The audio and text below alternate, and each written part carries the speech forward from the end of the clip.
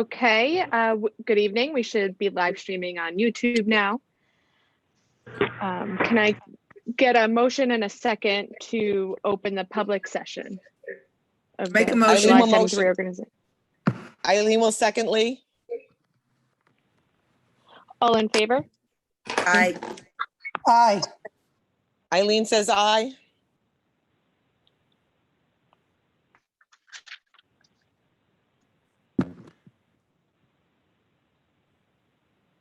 Mark? I didn't hear Mark.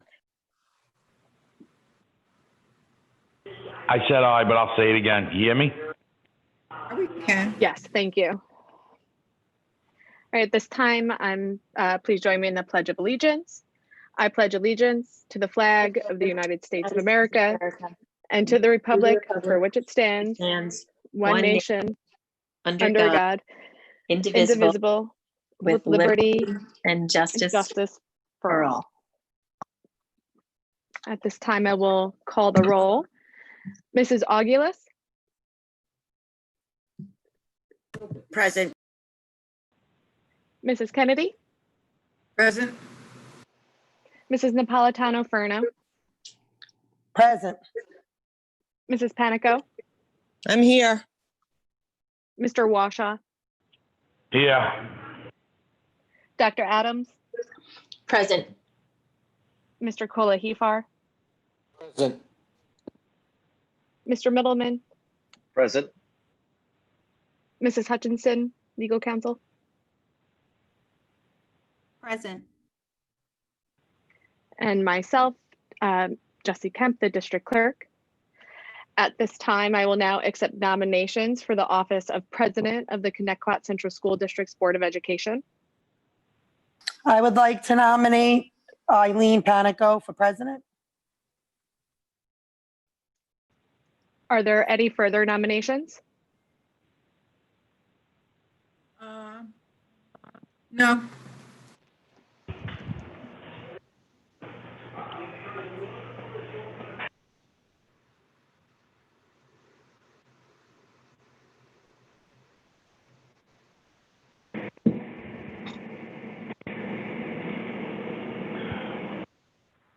Mark, are you trying to say something? I just want to be clear I'm not missing anything.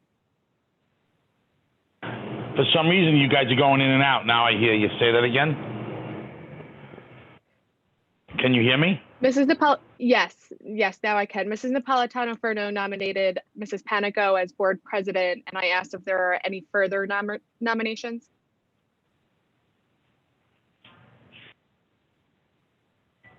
I don't have any. I'm good with that then. Whatever you guys say. Whatever you guys want. Okay, the nominations are now closed. Please cast your vote after your name is called. For the nomination of Eileen Panico, trustee Mrs. Augulus, Yes. trustee Mrs. Kennedy, Yes. trustee Mrs. Napolitano-Ferno, Yes. trustee Mrs. Panico. Can I say no? I'm just kidding. Or- Fine, I or you guess. No, it's fine. Trustee Mr. Warshaw, Everyone said yes, so yes.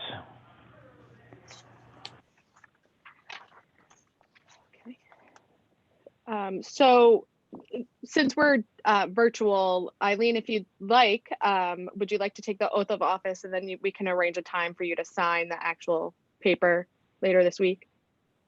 I mean, do you want me to come in and do the oath? You want me to do it here? It's fine. I'm not turning the camera on, but I can come in and do the oath. Okay. Well, you should, No, you do it tonight because you're sitting as president Oh. after this. yes, to sit as All president. right, you're right, Lee. tonight- Okay. To sit as president tonight, take the oath of office, go in tomorrow or before the end of the week so that you can satisfy your duties as president. But for the purpose Perfect. of taking over the meeting, you want to swear in as president and then sign the oath. You know, because of Okay. COVID-19 restrictions, we're doing it this way, but in order to That's really. fine. Whatever's lawful, I'll do. That's fine. Yeah, so please take the oath of office and then Okay. sign the book tomorrow, hopefully, tomorrow morning. All right, thank you. So who So does do you, that? The district clerk will be doing Okay. that. Is that correct? I can do it? yes, based off notes from last year, I have a Yes. little script. Do you solemnly, so Ms. Panico, do you solemnly swear that you will support the Constitution of the United States and the Constitution of the State of New York, and that you will faithfully discharge the duties of the office of school board president according to the best of your ability? I do. Congratulations. And I will accept the nominations for the office of vice president and then officially hand the floor over to you.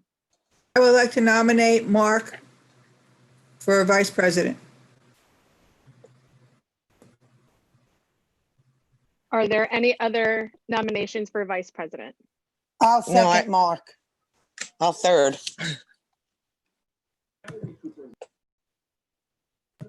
Yes for Mark. Okay, so now that the nominations are closed, I'm going to officially take your vote for Mr. Mark Washaw as the board vice president. So trustee Mrs. Aguilas, Yes. trustee Mrs. Kennedy, Yes, Mrs. Napolitano-Ferno, Yes, Mrs. Panico, Absolutely, yes. Mr. Washaw, Thank you. Yes. okay, so at this time, Mr. Washaw, I will also swear you in as vice president. So do you solemnly swear that you will support the Constitution of the United States and the Constitution of the State of New York, and that you will faithfully discharge the duties of the office of school board vice president according to the best of your ability? I do. Congratulations. And at this time, the board president will now preside over the meeting. Okay, great. Thank you, everyone. I appreciate it. I think the next thing on the little cheat sheet, thank you, Jesse, is the oath of office for the superintendent of schools. Is that you, Lisa? You do that Yeah. for Linda, and then you'll also do that for the district clerk as well? That is I was, correct. I was already sworn Okay. in today. I Oh, was sworn in this We morning. have to do, yeah, but we want you to do it online, Linda. Okay, I can do it. I can do it live too. okay. All right, cool. So Linda, if you raise your right hand and repeat after me. Do you, or acknowledge this question. Do you, Dr. Linda G. Adams, solemnly swear that you will support the Constitution of the United States and the Constitution of the State of New York, and that you will faithfully discharge the duties of the office of Superintendent of Schools according to the best of your ability? I will. Congratulations again. Thank you. And now we have the district clerk. That would be, Lisa, you're gonna give her the oath as well? Yes, that is correct. And do you, Jesse Kemp, solemnly swear that you will support the Constitution of the United States and the Constitution of the State of New York, and that you will faithfully discharge the duties of the office of the district clerk according to the best of your ability? Yes, I do. Congratulations on your appointment. Congratulations, everyone. no, All right, you so the have to next do, thing, excuse me, you have to do the board members as well. I did mine today in central. But they have okay, to be, so Lisa, can you swear in the other 3 board members?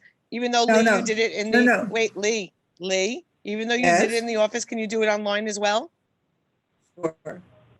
for the public? Thank you. So if you raise your right hand, I can see you. Thank you. Jack- Okay. Do you, Lee Kennedy, solemnly swear that you will support the Constitution of the United States and the Constitution of the State of New York, and that you will faithfully discharge the duties of Board of Education member according to the best of your ability? I will. I do. Congratulations. Thank you. Congratulations, Lee, on your reelection as well. Now it's Mylan's turn. Mylin? Yes, Lisa. And it's my understanding you were also sworn in earlier, correct? No, Oh, this is your first. So then you will have to go in and sign your oath with Jesse to make it official. Okay. Okay, so do you, Mylan Augulus, solemnly swear that you will support the Constitution of the United States and the Constitution of the State of New York, and that you will faithfully discharge the duties of member of the Board of Education of the Connecticut School District according to the best of your ability?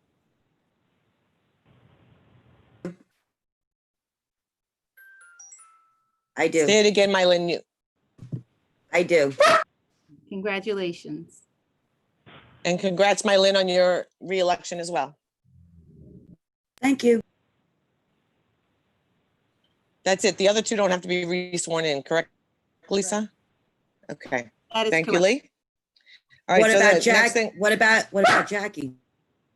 they're already on the board. They weren't reelected this year. Their term didn't end yet. So they're still sworn in from their original Yeah. term, if I'm, Oh, yeah, that's right. I forgot. Thank you. Yes, Right. that's right. all right.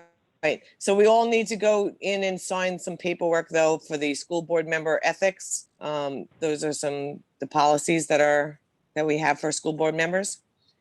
And there's something that we have to sign there too, I believe, right, Jess? Yes, I have it all ready to go. I can, I'll arrange it with you guys tomorrow to either have it dropped off or have you guys come in. Perfect, thanks, Jesse. There are no changes to the meeting agenda? Well, are we Oh. doing the reorg agenda or are you doing the full agenda? Well, it is the full agenda. It is the Okay, full agenda. so there is that language change to Schedule 2, H through double A, which I did send to Jesse, but for the purposes of reading it for the board, Schedule 2, H through double A shall be subject to the district holding such programs and/or activities. Should schools close due to the New York State governor's or other legal orders, and such programs or activities are not held, the district shall not be obligated to confer payment to the named employees for same. And of course, that has to do with programs that may not be held for the 2021 school year due to COVID-19. So you're making some appointments subject to the actual programs being held. Right, and that's when we get to the personnel agenda. First, we're gonna do the reorg. Do we need to say that again during the personnel agenda? Or is that sufficient? If you're accepting the agendas of both agendas now, it's as amended with that statement. Okay, And there all was, right, another so, amendment, I believe, that was discussed with regard to the number of days for the appointment of an individual from 15 to 10. 10, correct. So I need a motion and a second. I'm sorry, I don't want to interrupt, Eileen, but we also added on consent agenda number 29. Oh, correct, that's right. That was the contract that we talked about in an exec, right? Correct, yes. Okay, so I need a motion and a second to accept the agenda as amended. Motion by Lee, Second, second. Mark. Okay. We did the appointment of the officers. You need an all favor. Yeah, you need a motion. I need all in favor. Thank you, Eileen. Eileen says aye. Aye. Jackie says aye. Aye. aye. And we got Mark. He was the first one. Okay, next is the minutes, correct? I need a motion and a second to accept the minutes of June 16, 2020 Board of Education meeting. Make a motion by Lee, Eileen will second. All in favor? aye. Aye. Aye. Aye. Eileen says aye. Okay, the next thing is new business discussion items. We have board members needed for committees. We have 1, 2, 3, 4, 5 committees. I'm gonna yell out there that I want the policy committee and the audit committee. That's not fair. Oh. You had the policy all this right. year. So audit committee is all of you. So you Okay. don't need to put members on that because all of you are on the audit committee. So it's just the health and safety, the policy committee, and the technology committee. I would like Okay. to be on the health and safety if that's okay. I was on it last year. I'll do health and safety. And then we need one alternate for that, if we can have it. I'll be the alternate for that if I have to, yes. Okay. The Policy, next is the policy. I would like to be on that again. 2. Me too, if I could, but I don't know the rules. so is it Eileen, Lee, and Mark is the alternate? I don't know who said it first, so Said it first. Okay. but Lee or Mark? You did, Lee? I think Lee said it first, but that's. Okay, so- I heard. So then Mark, you're the alternate on that? Okay, and then Um, technology, I'll be the alternate on that one if no one else. alternate for technology, Eileen? Yes, unless no one else wants it, then I'll do that as well, but it's a big commitment now for me. So technology committee, I don't have any members yet. I'll be the alternate. All right, so then I'll be on the committee. Mylin, do that with me. Okay. Okay, so I have then you have- members of Eileen and Mylan, and alternate will be Lee. Right. So I And- put those in 16, no, I'm sorry, I put them in under motion 17, authorization of board standing committees. Can't we have All right, we a also mental, have, I'm sorry, Lee, go ahead. do we have a mental health committee? That's Yeah, health I'd and like to- safety. We do not have a citizens advisory committee for mental health. That has never been one of the board's desires. We do have a citizens advisory committee for facilities that I also need members for. Oh, I'll do that one. I'll do that one. Jackie, do that one with me, Jackie. So I have Mylan. All right, as a I'll do that. member, I'll do And that. Jack- Linda. And I'll be an alt. And Mark is an alternate. Okay, No, I'll be Can I- Jackie's alternate on health and safety. Or can I Awesome. be the second person? I have, for right now, for the board members, for health and safety, I have Jackie and Mylan with an alternate being Eileen. But Eileen, Okay. you're on every committee. Do you No, want I- to give Lee that? Wait. Lee can have the alternate for that. Have at it, Lee. Okay, Okay, Can we look into possibly doing what Lee was just asking? I would be for that, the citizens for mental health, especially with the COVID this year and going back and all the additional issues that could possibly come about. okay, so if you would like to add that to number 17, authorization of board standing committees. You want to do a mental health board standing committee is what I'm hearing. Well, aren't we already doing an advisory committee for that, Linda, with the Zooms? yeah, So that's our- different. Those are our. That reopening ended. committees. They're about- Wait. Linda has the floor. Go ahead. So those are our reopening committees, and they're actually going to present to administration tomorrow. And then I will present to the board and the public all their findings for reopening. So if you would like a standing committee, that would be a different thing. Okay, so I I would think like what I'm one. hearing from the board trustees, hold on, I think what I'm hearing from the board trustees is they do want an advisory committee. So, I think we have interest from Lee and Jackie for that one. Yes, I would like to be on that one. So I just want to, there's a board standing committees, which are, they're annual and they just continue to go. And then there's advisory committees that have a charge that begin and end with the charge. Those are different. Well, I think So- the mental health would be one that we could do every year. Okay, so you want to leave it as a standing committee? I would say that. Everybody Okay. else? Yes, I Yep. agree. I'd like it to be a standing committee. Okay, so and my people that I have in place is Jackie as a member and Lee as a member, and then do I have an alternate? I'll be an alternate.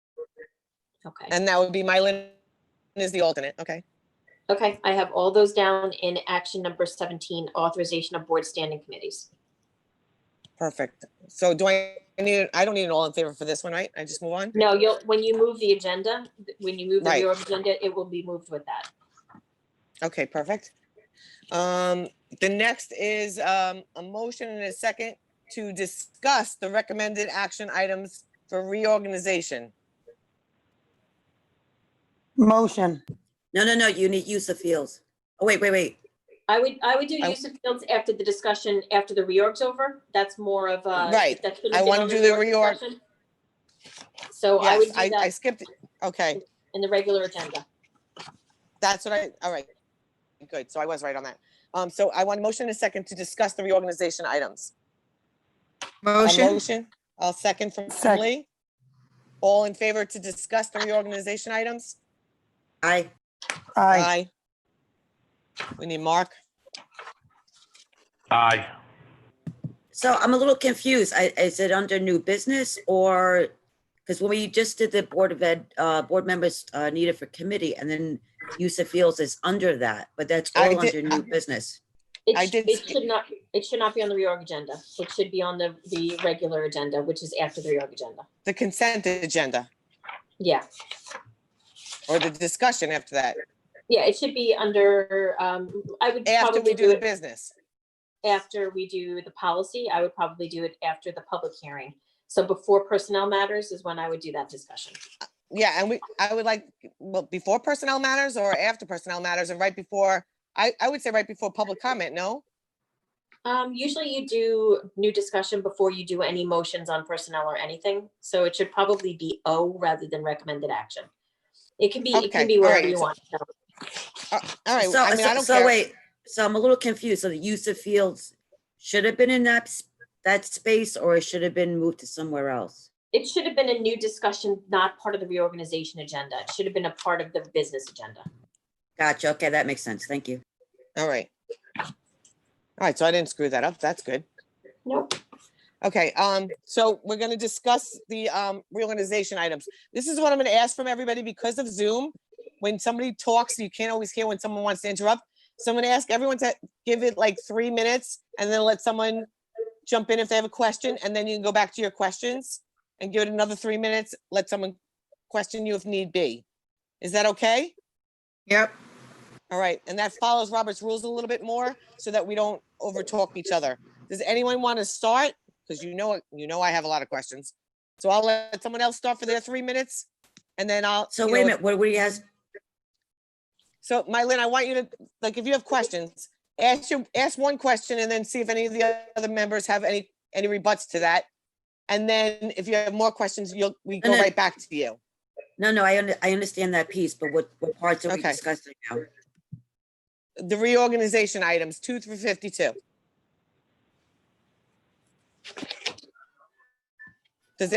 If nobody has questions, I'll start. Why don't you start? Because we know you'll answer all of Alright. ours. Well, I actually do have questions, but I don't know, did you take a motion in a second for that one? I have one I question. did. Wait, I did take a motion in a second to discuss these items, Mylene, yes. It's Oh, okay. discussion right now. Okay, because I don't know if I heard a motion on the table. I mean, I heard, I didn't say all in favor yet. Do I have to do that for a discussion? no, I didn't know who motioned for to open for discussion. Jesse, who, was that Lee and myself, Yes. right? Okay, Yes. yes, okay. All Okay, right. I have a few questions, if you don't So then mind. or Mylene, you go first. Maybe you'll ask some of mine. Okay, Okay, hopefully- and then I have hopefully- one. Okay, hopefully I'm in the right spot. So, what is a Just, compliance? wait, Mylene, just officer- make sure you give somebody some room to answer your questions and then, and then we'll go back to yours. Sure. So Mylene has the floor right now. So I just have a few questions. One of them is, what is a compliance officer? What does that entail? And I also want examples of the conferences, conventions, and workshops. We had to approve a few of those. I also Mylon, can you want, Wait, just one at a Mylene, time, let her can you answer tell the me questions. What number that is? Can you tell me what number the compliance officer is? I had the same question, Mylene, so it's on here. I'll look for it too. Is it number 13, 504 compliance officer? Yes. So it's number 13, Linda, 504 compliance officer. I had the same Yes. question. that's Okay, it, so thank you. So the 504 compliance officer is a mandated spot by New York State Education Department. Actually, I think it's actually a federal mandate. Section 504, the compliance officer ensures that everything that's been in the 504 plan is actually being accomplished in the different schools. And that is who, if a parent was having difficulty having that plan followed, they would lodge a complaint with that compliance officer and that they would investigate that. Thank you. My next question is, what type of examples of conferences or conventions or workshops would you be attending? So this is for teachers and other staff requests to attend conferences. This is to allow us to approve them. I'm going to let Dean weigh in on this because he does most of the approval of David. What number was that, Mylin? 15, It's number 15. 15. Thank you. So this would be conferences that our teachers attend that require reimbursement. So either through BOCES or another organization outside of the district. Taken great. during school time and or, you know, for extended periods, if one chooses. So is it an open professional development, so to speak?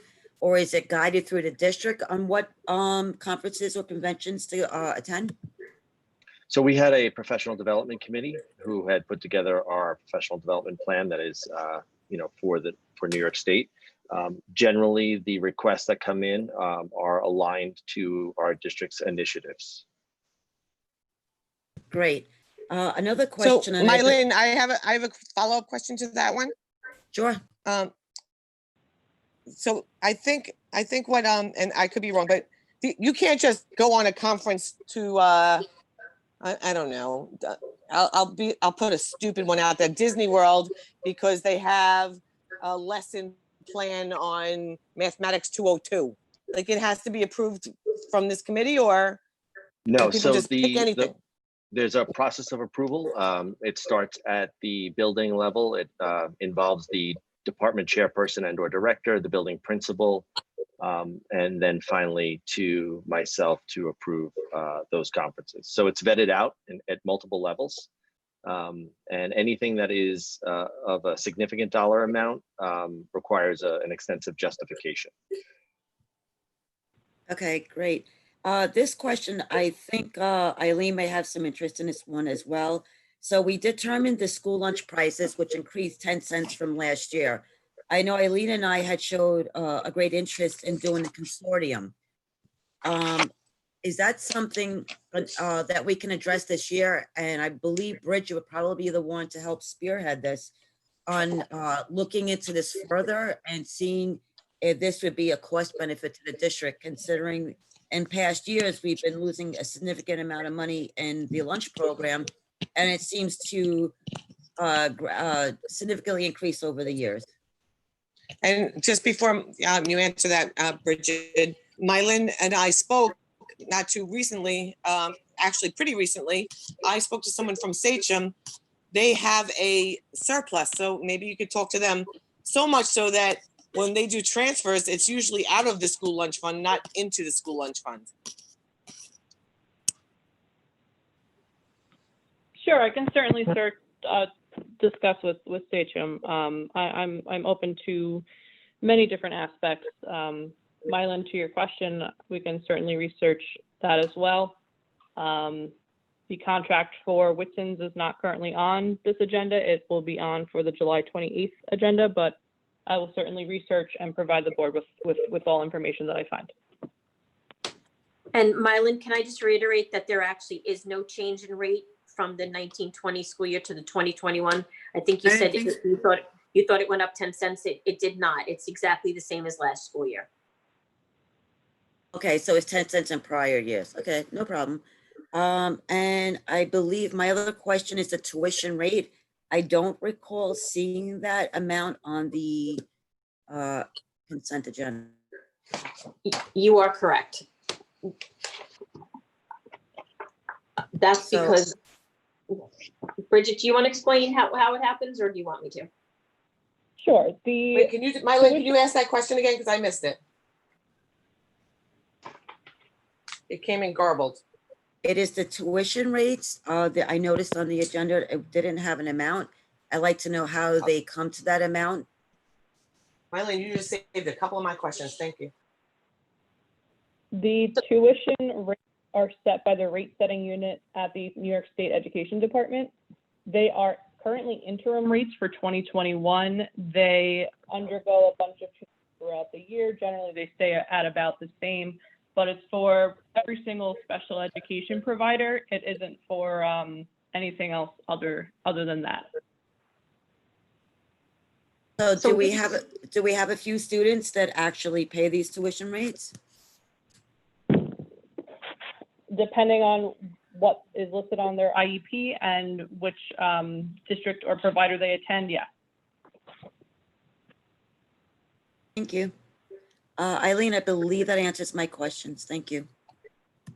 Lee, I'm gonna let Lee and Lee, Jackie or Mark ask any questions first, because I have a couple more. I do. I'm good. Mylene, I have one. Go go ahead. ahead, Jackie. I don't know if this is in the right area, so you guys let me know for sure, please. It has to be on the Um, reorg part, Jackie. That's what we're doing right now. Yeah, I'm trying to figure out if that, I believe this is. This is number K. It's the clubs. No, that's not. the Okay, reorg. is not the reorg. Nope. All right, Hold off then. on that one. I'll hold off. Okay, Lee, do you have any? Just the one on the internal auditor. How What number is often, that, Lee? number 51. Okay, let me go down there. How long have we had them and do we go out for bid next year for, make sure that we're doing the right thing, or do we continue using them year after year? Actually, went Lee, out- can I jump in on that one? And can you do 50 and 51? It's the same question that Lee just asked.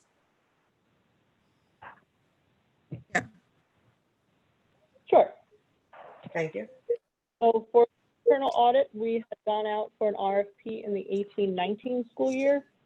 So within the RFP is a list of pricing for years 1 through year 5. Year 5 commences June 30th, 2023. So there's a schedule for their rates for the 2021 school year. The rate, the overall cost for the year is $22,500. Let's up $500 from the price for 1920, which was $22,000. So are you saying in 2021, you go out for a new bid? No, that what- it's for 5 years. This goes out 5 years and the most it goes up is $500? Is that what I'm hearing or no? Sorry, I hit mute. Yes, it's roughly, it's 500 every single year. So it is 22,500 for 2021.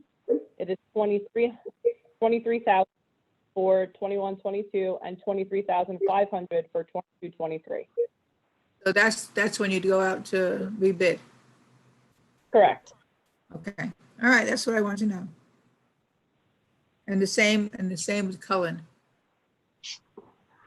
Yes, same for Cullen. Okay, thank you. Thank you, guys. Anybody else? Jackie, you're not up yet. Mark, do you have any questions on the reorg? I'm good. Okay, so I'll ask a couple of my questions. Mylene and Lee asked some of them, so I'm going to be a little bit shorter. Yay, me.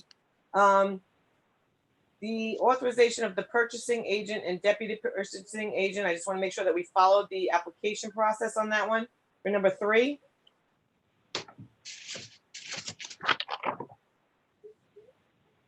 So there is no application process. The purchasing agent is the director of purchasing. The deputy is just a fallback for if the purchasing agent is ever unavailable or unable to. So they're do just their duties. appointments, not a hiring committee. Correct, yes. Okay. Number 4, authorization of personnel for certification of payroll and budget transfers at what cost? It's part of their job. So There's there's no additional, because usually, Linda, on the other ones, it said it no additional compensation. Yeah, this is no, it's just part of their job description. It's just something that we need to do every year to reauthorize them. Just making sure. The surety bonds, what is the cost of those? I think I saw for every 50 million, so I'm actually okay with the cost. What I want to know is what is our normal bond? Oh, no, these are not tax anticipations. These are surety bonds. What is the Right. cost of these? And what are our protections under these? So it's for overall $2 million. The Oh, protections I see that can- now. Look at that. Okay, what are we paying $2 million for? What does the surety bond cover us for? I can the board a list, just not, I just don't have it offhand right now. Okay,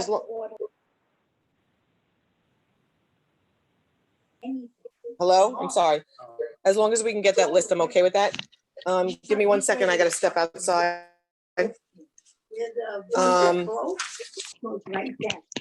next one is the impartial hearing officers one. The title is wrong there. Jesse, would you be able to, we no longer have that position?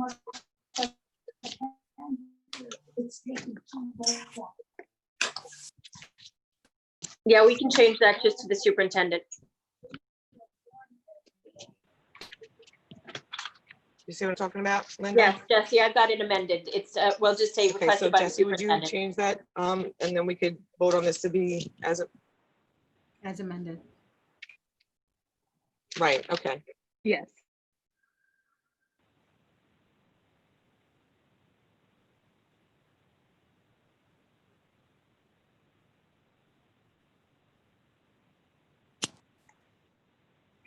Can you hear me?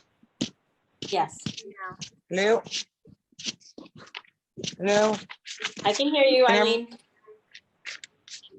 Okay, I have to go back in. The official district newspapers that we publish our notifications in. Mhm. What is the cost to our district for those? I'm sure it's not a lot, I'm just curious. Bridget, might you have that? I don't have that in offhand. And then Linda, Which one does was the board have access to these newspapers as well? I don't understand that question. What are you looking to do in So them? in other words, a lot of people, if you don't have a subscription, you can't log on to see this. The Suffolk County News, I'm not sure, but I know Long Island Business News and Newsday, you have to actually pay for it as a consumer. So if we're publishing stuff for the general public and they don't have a subscription to Newsday or LIBN, they can't see what we're publishing. We could have Jesse get you guys subscriptions, like a district-wide one subscription for you to have that. We Well, could I don't want it, absolutely I do don't that. want the district to pay extra. I don't need it that bad. I'm just saying, at least then we could share it. You know, if there was information that was published or, you know, even if the district shares it to our website because, and you can't share just the link because if you click it, then people can't see it if they don't have the subscriptions. You know what I mean? Yes. I don't know what Suffolk County News is. I don't know if that, I don't think that's a subscription. I'm not sure. I don't get the newspaper. I'm online. I don't think But- so either, but we could definitely, I mean, I know I have a personal subscription to Newsday. I think the district has a subscription to Newsday, so we could take a snapshot at least of what the information we put in and put it on the website. We could have Syntax do that. Okay, good. And it just has to be. And then if you could find me out newspapers that cost, that would be great. I'm sorry, who's speaking? It has to be newspapers that have major distribution. This way the information is easily accessible. No, I definitely understand that, Bridget. I'm just saying that like a lot of people, Newsday, once Newsday went online and they started charging, people aren't paying, so they can't see it. Right. Jesse, do you remember how much it was to post the annual meeting? Because we just did that recently. Oh, yeah, there you go. Yeah, it was roughly, it's based on the amount of words that's Ah. in each notice. But it was roughly 600 for each, the Suffolk But County that's if- News and LIBN. So that's if we post an ad. Do we also pay for a subscription service to them? I believe there is a subscription service to them.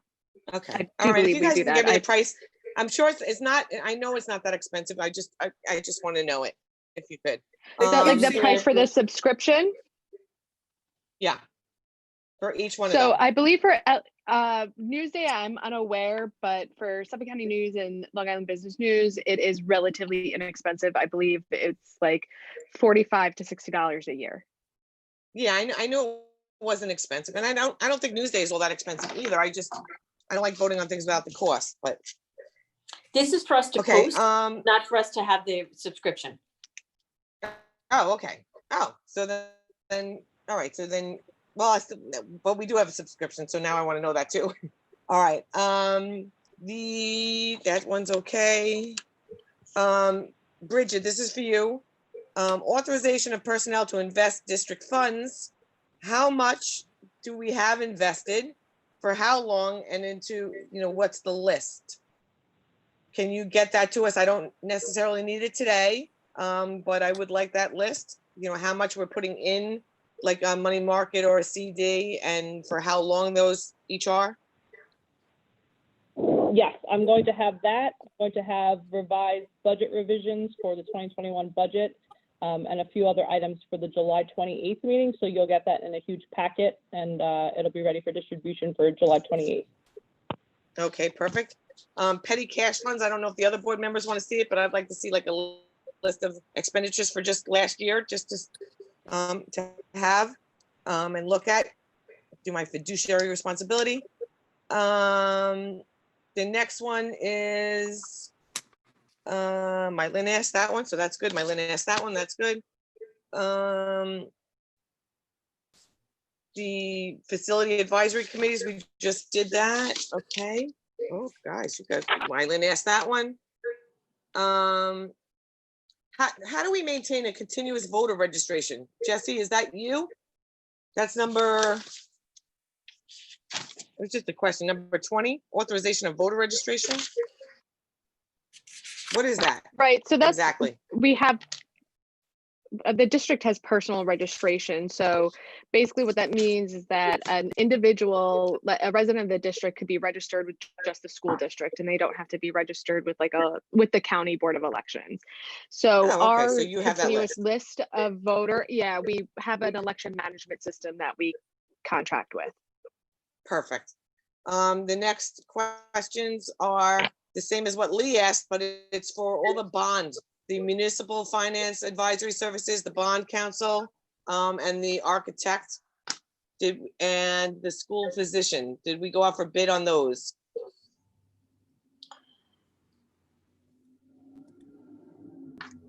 Or when was the last time as well? For the 27, 28, 29, and 30. So the architect and the school physician went out for a bid, I want to say, I think the architect was 3 years ago. And we're in the middle of multiple projects, so it would not be proper right now to go out for a second bid at this point. School physician, I believe, was also 3 or 4 years ago. What's interesting about that is he's one of the few places that will actually do transportation physicals.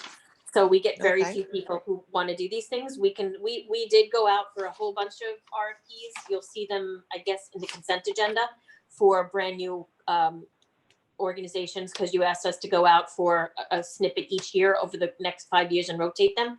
So we did do 4 RFPs that you'll see on the consent agenda later.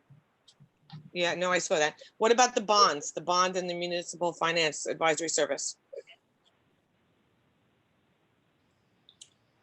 I don't know if Bridget knows the last time that RFPs went out for that.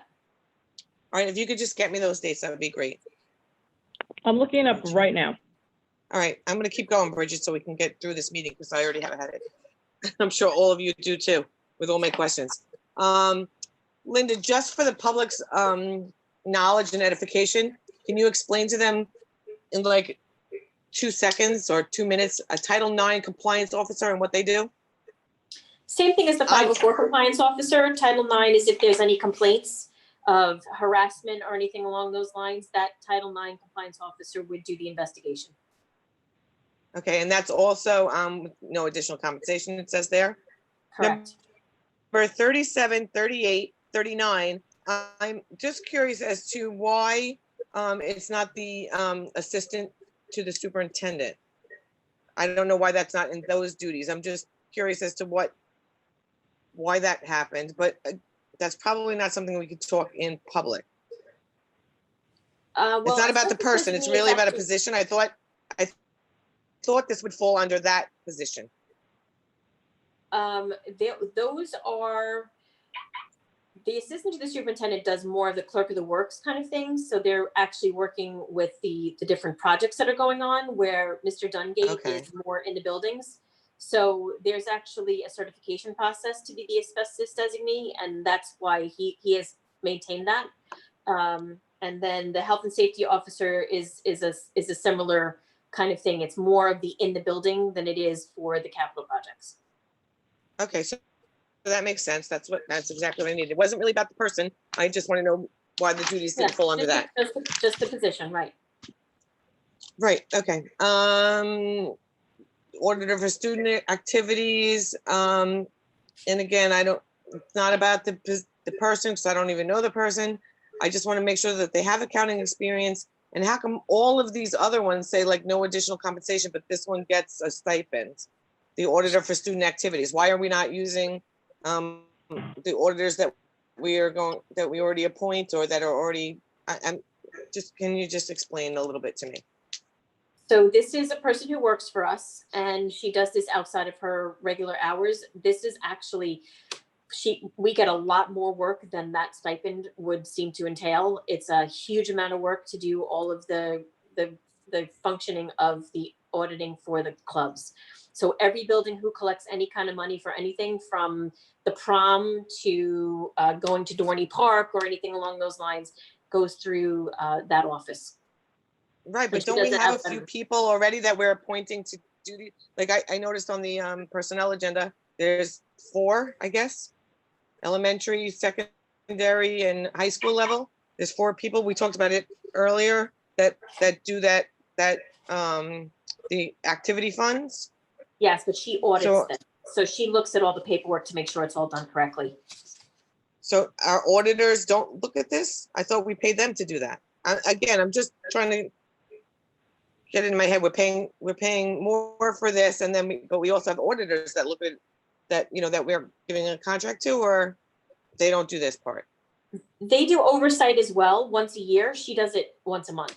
So you get a report from her once a month showing that these extra classroom activity funds, which are not under our codes, which are functions through children in the secondary buildings, and then through the club advisors in the elementary buildings, are just being done appropriately. So she does it monthly. The auditors, the external auditors, do it on an annual basis. Isn't that what Helen Maloney used to do? She used to do internal auditing. She also did the extra classroom activity funds as a separate job. Right, that's what I kind of thought, that Helen Maloney did. So we have an internal auditor that we appoint, and now and this is another. No, so we appoint, when did the job get split, I guess, is what I'm asking. No, she did both for 2 different stipends. It's 2 different jobs. Extra classroom activity funds is not part of our general fund. It's outside of the general fund. And right, I know that. Helen did both of those, and she got both those titles and both those stipends at one time. Okay, all right, I'm gonna move on from that one. On the next part, designation of school district distributors of resources for substance abuse services.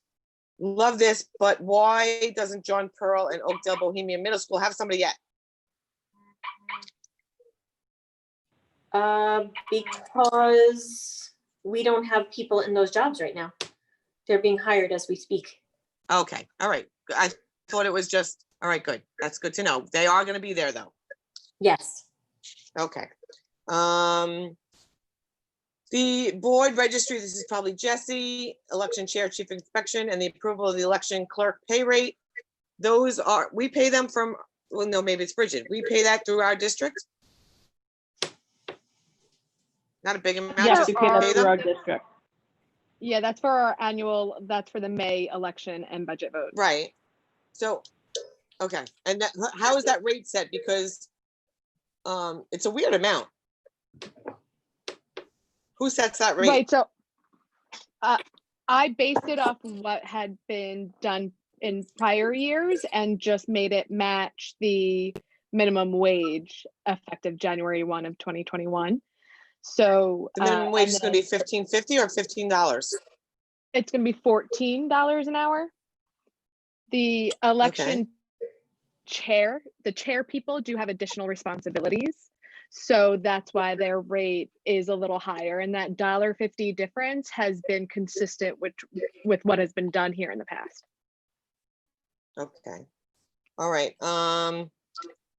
Again, I just want to make sure that we got when the last time, and I don't need the answer right now, but I would like the answers. I'm going to mark it down here that I'm going to get the answers. Third party administrator for 403B plan. And the designation of insurance brokers, when was the last time we sent that out for bid? So I think that's you, Bridget. Eileen, can I piggyback you? I have a question. Wait, I have one more question, Jackie, and then you can have the floor. How's that? Perfect. Linda, just explain again for the public that have not been on our board meetings before, the duties of a confidential employee. And then Reza, if you could, I would like the total cost for those. And then Jackie, you can have the floor after I get those two answers. So I'm gonna let Reza talk about what confidential employees do.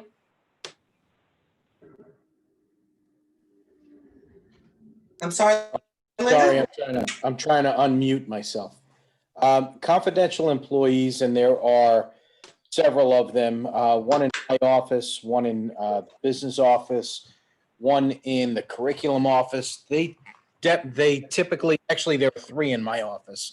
They deal with negotiations and monies that, otherwise they can't be part of the clerical bargaining unit, because there are times when we are negotiating things about their unit. So we have to make them confidential so that, we can ensure that they're not going to go back to their bargaining unit members and essentially say, this is what the district is offering. So we do have confidential employees that deal with negotiations in the curriculum office. They deal with the PR negotiation. And in the business office, they deal a lot with the monies for other expenditures and things of that nature. As far as the stipends are concerned, Eileen, I'm sorry, I'm going to have to get you that.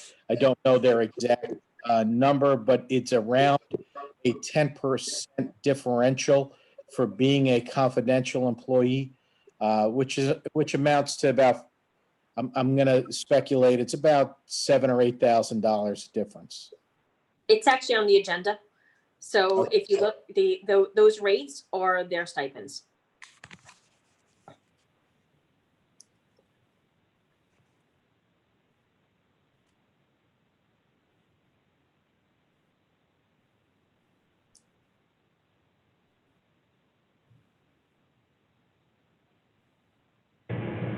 Am I back? Hello? Eileen, did you want something other than their stipends? All right, I think I'm back. Sorry, I missed. Well, it says, okay, sorry, I totally lost this for like 5 minutes there.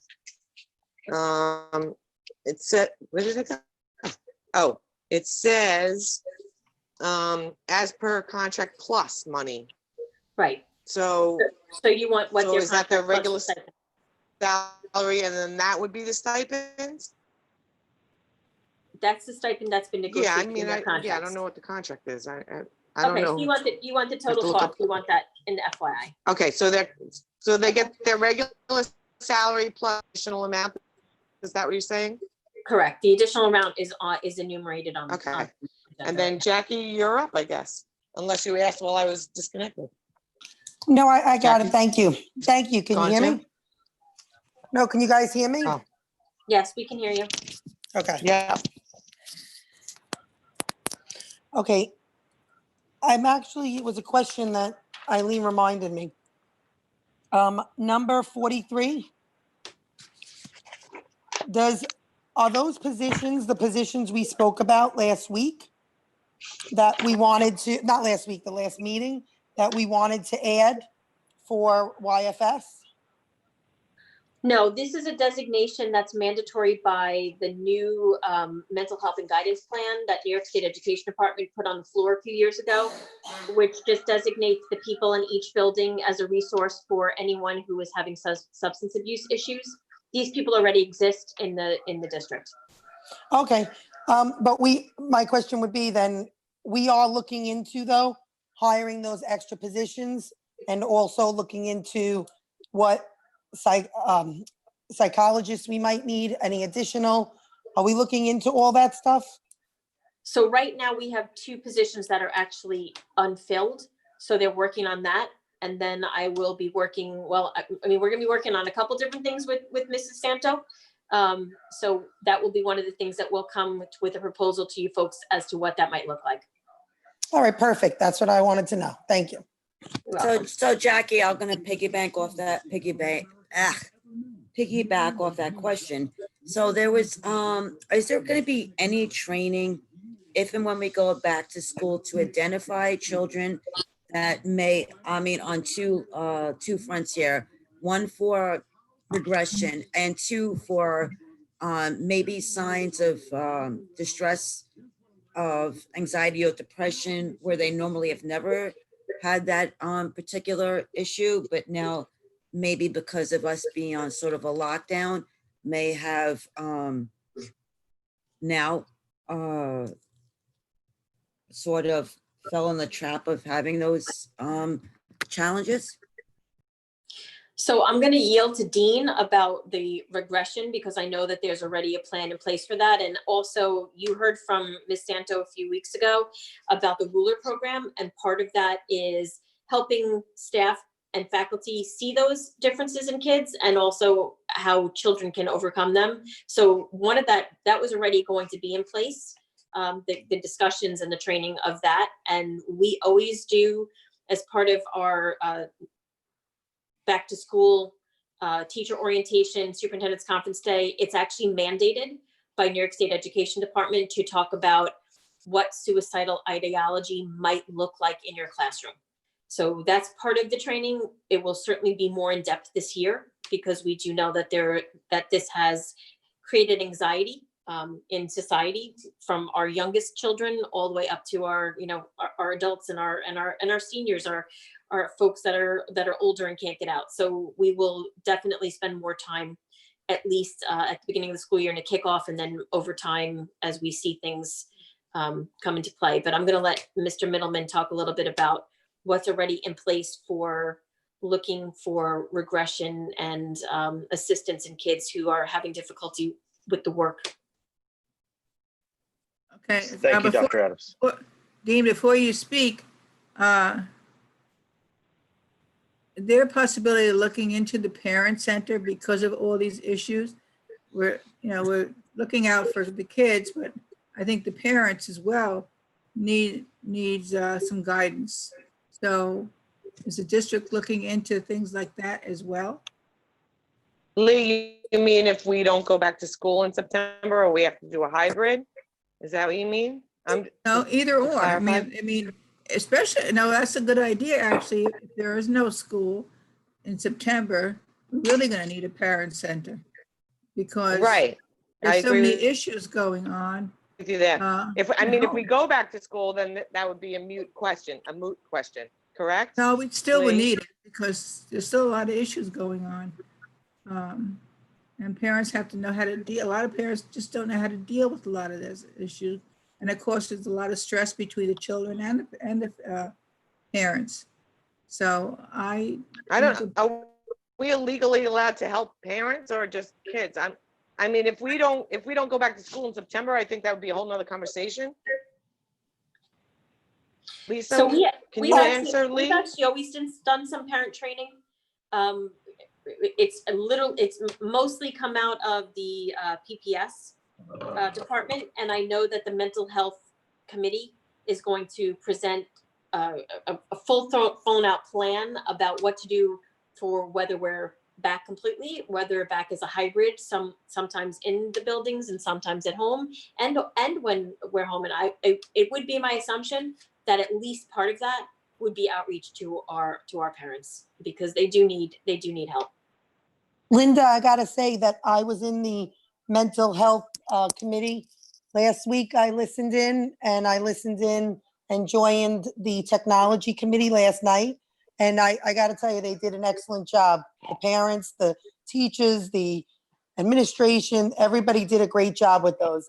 I'm sorry I missed some of the other ones that I either forgot or got stuck at work and missed them, but they were excellent. That's one. And two, I was wondering also, not for maybe this minute, but if sometime tonight you or Dean could maybe let the public know what the plans are, what you guys have in place and what you guys are working on for September. or what September could look like, even though I know you guys are shooting in the dark with the governor and all, and whatever his compliance is and all his orders are in regards to what's going to happen. He's really who we're waiting on. But if you could just let them know what's going on to keep everybody up to date. Can we just get the question answered with the regard to children with regression? But I would be interested to hear that answer too, Jackie. I agree. So I could speak to the academic component of the regression. We have enabled eSpark for all of our incoming first into rising sixth grade students. It is an adaptive, online, very highly engaging mathematics and literacy program. All of our all of our first and second grade students use it during the school day, which allows now all of our students that we're offering it to that same level of familiarity. It's, again, highly engaging. It's focused on math and literacy support. It's no more than 10 minutes, 2 times a week, research-based. And the other great part about it, it doesn't take a tremendous amount of parent support for students to participate in this web-based application. So we're excited to be offering that. We have several Zoom meetings. So Dee, I'm sorry, just wanted, so can you identify that every child in the elementary school has logged in and completed, like you said, 2 times a week, logging in and completing, say, that 10-minute scenario you presented? So again, it's during the summer, so we can't mandate anything to take place, but we are offering it to everyone, and we do get the data back. In addition to that, we also have a committee. It's called the Gap Skill Committee. It's being co-chaired by Mr. Pollock and Ms. Moser, and that is it's a representative of teachers from all of our elementary schools, and they have been working since June to identify some of the gaps and skills that are needed and some of the things that we're going to address and help us plan for that for September. Okay, so what I'm hearing is that this is actually voluntary for the elementary students if they want to participate in this. Was there an email sent out to every family in the elementary district to participate in this? Yeah, so we posted this. We asked teachers to post it in their Google Classrooms at the end of school. In addition to that, we had sent out emails to parents, robocalls. It's been posted on Facebook as well as our website. And with that, we also are going to be introducing our parent learning series. So it's a video-based series throughout the month of July where they will have an opportunity to take classes around Google Classroom, around Kami, and different programs and platforms that we use throughout the school year so that they can gain some background knowledge that they need in order to help support their children. In August, we are going to have live sessions for parents scheduled throughout the days that they can sign up that are follow-ups to the video series that we're putting out in July. So each week on a Monday, I'll be sending out a email to parents, alerting them to what the video series is for that week, what the classes are being offered that they can take part in. We're doing that starting July 13th, July 20th, and then the first 2 weeks in August as well. In addition to that, we 3 days a week, we're offering support to our staff, technology support, where they can log in and speak to someone in helping them plan for September. So we're trying to offer as much support as possible. And that was one of the areas of feedback we received from each of the committees that Dr. Adams had put together to make sure that we're providing that kind of background knowledge that's needed in order to support the students during either an extended closure or if they are fully back to school. So I'll have to ask another question. So say if only, say 15%, 20% of the students decide to participate in this, you're not going to really get a true indication of regression. So have you seen so far many that want to join and be part of the extra activities that you're offering? So I can have an update to the board within a week. We offered it, it started really July 6th. So it's we're only a couple days in. But so far, we see good participation levels, and we'll continue to send out reminders to our families. Great, thank you, because I think that's definitely a good tool to use. So going back in September, if you get a significant amount of participation in this, at least you have some idea coming into September, what challenges you may face. Yes, and we have some other plans that we're still working on with our teams, and we'll be able to roll those out within the next several weeks. Thank you, Dean. All right, I'm gonna move on. If there's no more questions for the reorg, I need a motion and a second to accept the reorg. Jackie, motion. Eileen, I think you already have the motion on the table. You just need an all in No, I favor. have a motion and a second to discuss. Now I'm doing a motion and a second to accept the reorg as recommended by the superintendent. Gotcha, thank you. I think, right? Did I do that right? Yes, go ahead. Okay, so I need Jackie motioned, and I'll second. I need an all in favor to accept the reorganization items. Aye. Aye. Aye. Okay. Next is personnel matters. I No, lost my screen. policy, M, first Oh, reading. policy. Hold on. Let me get back to my screen there. Mine says personnel matters on the printout. That's why. Hold on. Okay. Yes, policy, first reading. I have changes on that. Sorry, guys.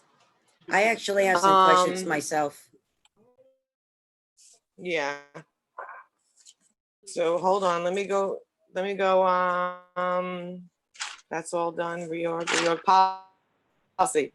So, Mylin, I'll let you start first while I get my paperwork together. Great, thank you.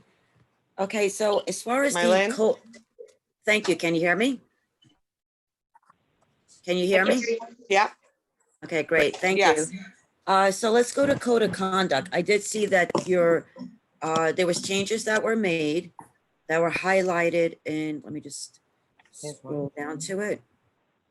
The changes that were made in yellow, and I think there was some suggested changes. I'm not sure which document I saw. Okay, there is the red. So now I have a few questions and actually I have a few concerns. So maybe I'll address my concern first. Well, in first, particular, I want to just ask, who did this policy? So the policy committee actually asked the AD to put together a committee of coaches to work on this policy. Okay. All right, Okay, guys, Mylin, sorry. no problem. So I have actually, well, I'll address my concern first and I'll go into my questions. So my concern is during the years of being in Connecticut, I understand that there is certain sports could be, it's not one in particular, but children need to maintain a certain weight. And the way that these children are going about maintaining a weight or a suggested weight, they do practices that I don't think are very healthy. One practice will be for throwing up. Another practice is they'll dehydrate themselves. I'm concerned about the mental and physical health with our athletes, that they maintain a healthy attitude. But I do worry about the weight portion of this, keeping weight for the different sports. So who can maybe address What paragraph that? is that in? Excuse me? What paragraph is that in? I said it was a concern. I didn't say it was a question. That really wouldn't be in the code of conduct. We could ask Mr. Mallory, actually, who will like to come in and speak with you folks in the end of July, to speak with you about that and supervising the coaches and the practices. We can certainly do that. That wouldn't be in the code of conduct, though. No, I understand it. That's why I brought it up as a concern, because we're talking about sports. So I wanted to bring up that concern because I figured we have an opportunity here to do that. The other question I have is, so it says given examples of missed games practices that are, what would be the example of missed games? So I understand reading this, you had to attend at least 5 classes in order to participate in the practice or game. But if you happen to not participate in a practice, but participate in a game, what excuses are allowed that you are acceptable to not participating in, say, a practice? Where are you exactly, Mylan? I'm just asking another question because there was a mention of you have to do 5 periods a day in order to play the sport. Correct. Okay, so a minimum of 5 periods. Also report no later to school 10:30 a.m. So then there's also goes into if you're missing a practice. I don't think, unless obviously if you're absent for the day, I would assume that would be an excused absence for a practice. But if you, is there, for example, if your child is in the Science Olympiad, I'm going to pick that one out. If they were in the club for Science Olympiad and it goes, say, 20 minutes or half hour into a practice, does one supersede the other? I can answer that for you a little bit if you want. I've seen No, it Mark. before. Oh, okay, go Okay, ahead. sorry. You shouldn't answer it. It should be from the administrators because it's the new code of conduct. But if you want to, I won't stop you. No, it's okay. If it's, I'd rather have them answer it because they probably know better, but that's good. You want to Generally- tell us the, okay. Generally, if they miss a full practice, there needs to be a valid excuse. If they're missing a piece of the practice, generally they tell the coach. I have, a club that I'm a class advisor, and I'm the senior class president, and the senior class is having their meeting tomorrow, and I'm going to be half an hour late to practice. That's generally excusable. If they decide just not to go to practice because for whatever reason, unless they've talked to the coach about a legitimate reason why that would be. And I would think participating in a Science Olympiad competition and, they're part of that club, that would be an acceptable excuse. That's usually done for each different team, but, there actually has to be, it says, a valid reason. And then disciplinary action will be based on the coach's policy and discretion.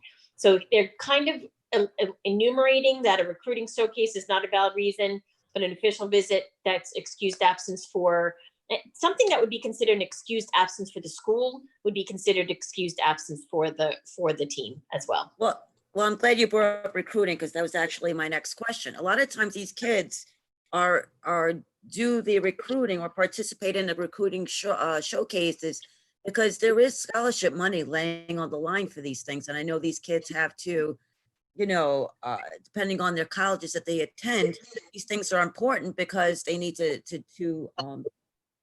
have it part of, to be seen.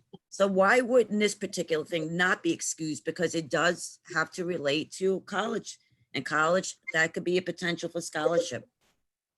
So Because can I make a suggestion? Maybe that the code of conduct for the athletics is held off probably till the 28th of July. And then we can have Mr. Mallory come in and speak to the specifics of the code of conduct. And then all of your questions could be answered at that time directly by him. Okay, great. So if you can also mention to him that I'd like to see terminology included in there as prescription medication. I understand there's substance abuse. I'd like to see prescription. While they say illegal drugs, prescription medication can be abused as well. Ritalin being one of them. There's a few drugs that can be abused, and it is a prescription medication. So I just want to know if there's any monitoring of the abuse of prescription medication that is prescribed. Okay, I'll share that with him. Okay, so am I hearing that that's going to be tabled? The code of conduct will be tabled? I think that Yeah, it and then should. you know what? Then I could also ask my questions in an email and maybe you could put them online and we could speed this up if it's going to be tabled anyway. Okay. Yeah, I just have one other question. So if, and again, you could relay this back to the AD, but there is, if a child is forthcoming that they have a substance abuse problem, then they would work with the child and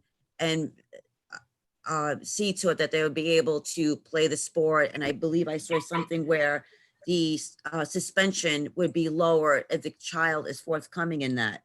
What are the active steps are you taking to help our child that is having say a situation that they have a substance abuse problem? Okay, so we'll have that be answered also by Mr. Mallory. Thank you. Okay, and for the agenda preparation and dissemination, I have some changes that, again, I'm sorry, Linda, it was late in the afternoon that I wasn't able to make, so I'd like to table that as well and email you my changes with, is it still Mark? Because he was on it when we did this, or is it now me and Lee? No, it's you and Lee now.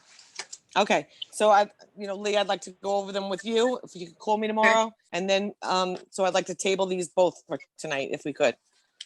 Shouldn't code of conduct, the director go over them first and make those additions that Marlon was Yes, and discussing? plus, yeah, plus I have some things I wanted to know about on that code of conduct as well. So if we're gonna table it, I'll ask them online, and then we could speed this along a little bit. And so we'll table both the policies for tonight, and then Lee, Okay. you and I could discuss a little bit more tomorrow, if you're around. Okay. So right. I don't even believe the motion was moved for this, so you're just having a No, discussion. So you don't it's even just need to discussion. table it. Right. Okay, so we're I was just, gonna what say, do we you do? don't We need just, to table because these are just on for the first reading. So you're doing exactly what's supposed to happen with the first reading, which is discuss it. And then and then go back and make any changes or have more discussion and then bring it back for adoption at your next meeting. perfect. Thank you, Lisa. Sure. All right, so what's next? Next is public hearing, smart schools allocation. That's you, Dean, right? Yes, yes, it is. Okay. Dr. Dean, Adams, I don't know, did you want to speak to anything before I spoke?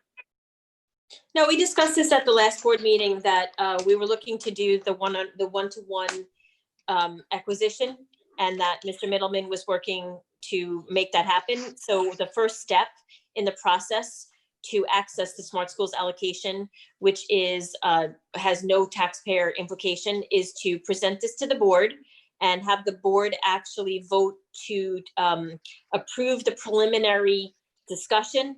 And then it goes on the website for folks to give us feedback. So tonight, Mr. Middleman will present that. And then if the board will move to approve the preliminary discussion to be put on the website, that would get us moving along the venue in order for us to access the funds.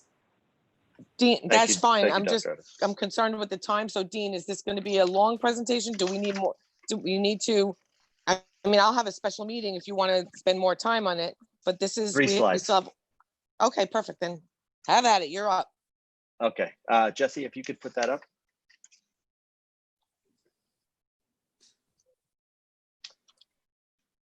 All right, thank you. Before you go, just let Dean finish his entire presentation, and then we can ask questions afterwards, if that's okay. Perfect.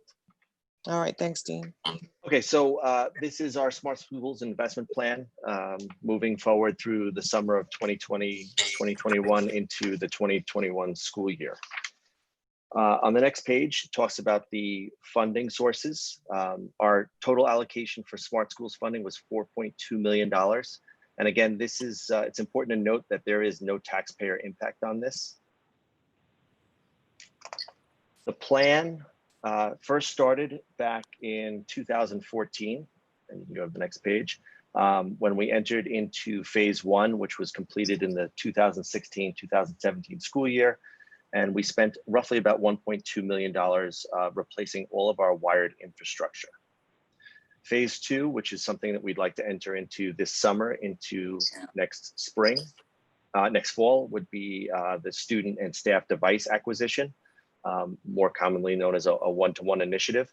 And we're looking to spend the remainder, up to the remainder of probably about $2.9 million on devices for our students and for our staff. And that's no cost to the district, right? No cost to the community. The next Very good. page outlines the quick timeline. It's this Board of Education presentation. We'll look to the board to approve preliminarily the spending plan that we can post onto our website. We'll get some community feedback. The Board of Ed will have to do a final approval, and then we'll look for SED approval. Our hope is that we're able to secure. I thought I left that light on. I was just gonna be like running out with it. Our hope is that we're able to gain approval. We've been told by the State Education Department that they are expediting these kinds of requests, the requests for student devices. We look forward to being able to provide these for our students for this coming school year. Great, thank you. So Dean, I know that we had bought some devices in the past. Are we applying the devices we already have on hand in addition to these devices, or this is a whole new device plan? So we I know do have. I know we did the Chrome carts and stuff like that. Will those Yes. Chrome books be distributed and you're buying additional? Is that what I'm hearing? Correct. Yes, we have about 1,700 Chromebooks in district. Throughout the pandemic and throughout the closure, we distributed about 1,100 to our families and to our staff for support. So our goal would be to continue to add to that supply and be able to have devices for all of our students and all of our staff. So I understand one of the issues that parents are having is if you have multiple devices in your home, then it weakens your internet service. And then you have also the other situation where there may be homes that don't have any internet access. How do we address those? So being able to be on one platform is something that we feel will benefit our students and our families, both from a familiarity standpoint as well as from a support standpoint. Having the similar devices allows us to provide support for both families and students on an ongoing basis. As far as the Wi-Fi connection, that has been something that has been talked about throughout Long Island. We were fortunate enough to enter into a partnership with Optimum as well as FiOS and be able to provide Wi-Fi services for those families who do not have that. We hope that will continue if we are or do have an extended closure next year. But it's something that we will continue to investigate and find solutions for. So Mylan, just so that you're aware, the New York State Education Department actually put in for a $19.9 million grant to try to provide Wi-Fi and other devices to school districts and to children whose families don't have them. And we're actually in an area where there is generally good Wi-Fi coverage, but there are people who are upstate New York where they're really living in areas that don't have good Wi-Fi coverage. So the New York State Education Department applied for a federal grant to try to widen that so that all families would have Wi-Fi. So there is the other, I think, challenges if you have multiple devices that are on at the same time. There is a lag in the internet. Is that something that obviously might be out of our control or in our control? That's out of our control a little bit, but it is something that, you know, we looked to support this past closure by providing the extra service for some of those families who had, you know, some intermittent Wi-Fi issues. Great, thank you. Thank you, Dean. Does anybody else have any questions? Eileen, I'm going to ask you for do a motion in a second and all in favor for the board to approve the preliminary spending plan and allow us to get public feedback by posting it on the website. We don't have dollar amounts on that yet, though, right? Yes, Dean has it on the. It's about Okay. $2.9 million of Smart Schools funds with no additional cost to the taxpayer. It's a Right, I grant. heard that part. Okay, perfect. I'll make a motion and a second. I'll to I'll make a accept the second. plan as out.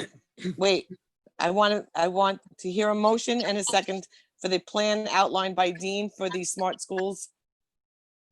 I'll motion. And Second. Lee, you'll second? Okay. All in favor? Aye. Aye. Jackie? Mylin? Aye. Mark? Aye. Eileen is an aye. Thank you. You're welcome. Okay, let me go back to the next thing now. The next thing is recommended action personnel matters. A motion, do we have to discuss this first or no? Because we already did that in exec, right? Correct.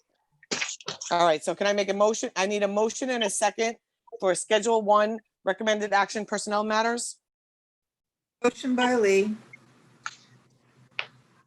I'll second Eileen. Now, All is in this the favor? one, wait, is this the one where I have a question on K? No, That's on schedule 2. that's Schedule 2. We're on Schedule 1. I know, it's right above it, okay.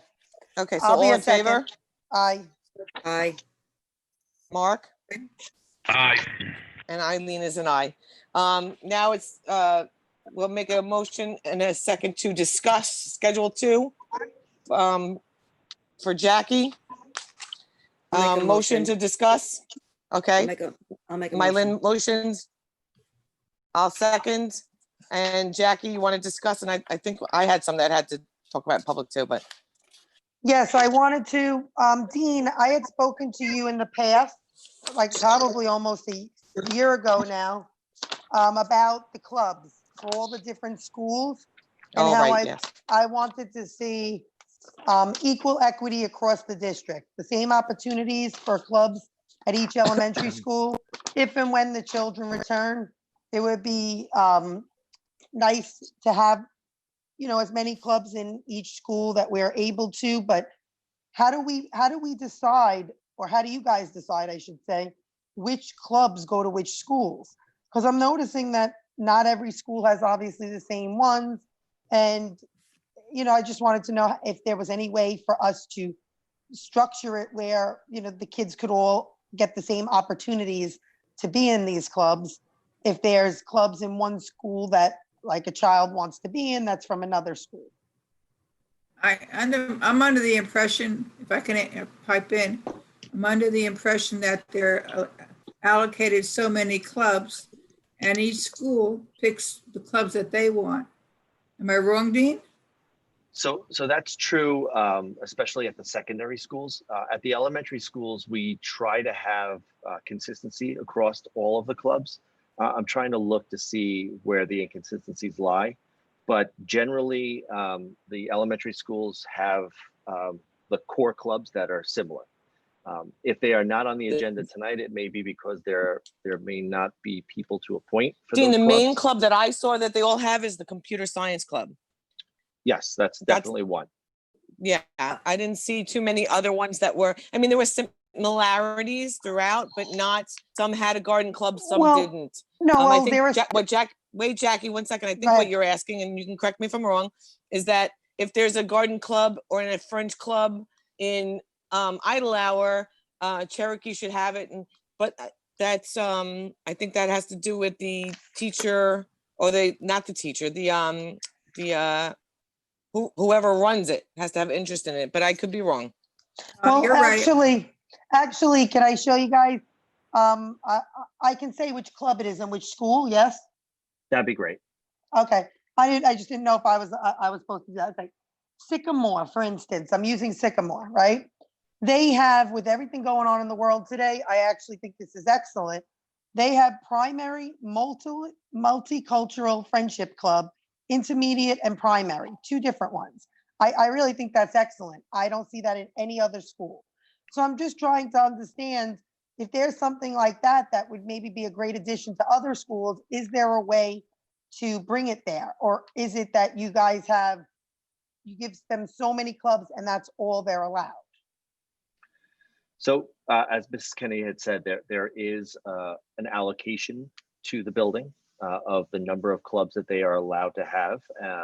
There are some that we try to maintain some consistency across that go along with some of the initiatives that we have, like the computer science. You know, it's really our science and engineering club.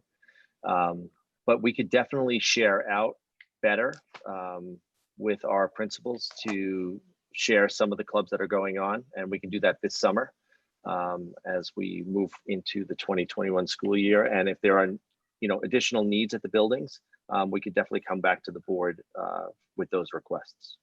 So Dean, Perfect. so Dean, I would love to see, I mean, again, it's what I like, doesn't mean, it has to be accepted, but I would love to see STEAM in all the clubs on the elementary level, in even the secondary level, in particular to the middle schools. I would love to see STEAM offered in all of them. So we do have, and this is just, it's a pet peeve of mine. Some of them call it different things and they're supposed to call it around the same thing. So we do have the Computer Science and Engineering Club. We do have several clubs at the middle school level with our robotics and Lego that also fulfill our STEM initiative. But I'll get you a list of all those clubs that fall under that umbrella. Well, Dean, okay. Again, in particular to the elementary school, I understand that the robotics are on the secondary level, but I liked, if my preference would be to see STEAM in all the elementary buildings as a club. It is. It's the Computer Science and Engineering is in each of our. Yeah, that's elementary one that schools. is in all of them. Yeah. No, I did see that, but in one particular building, they had that plus STEAM.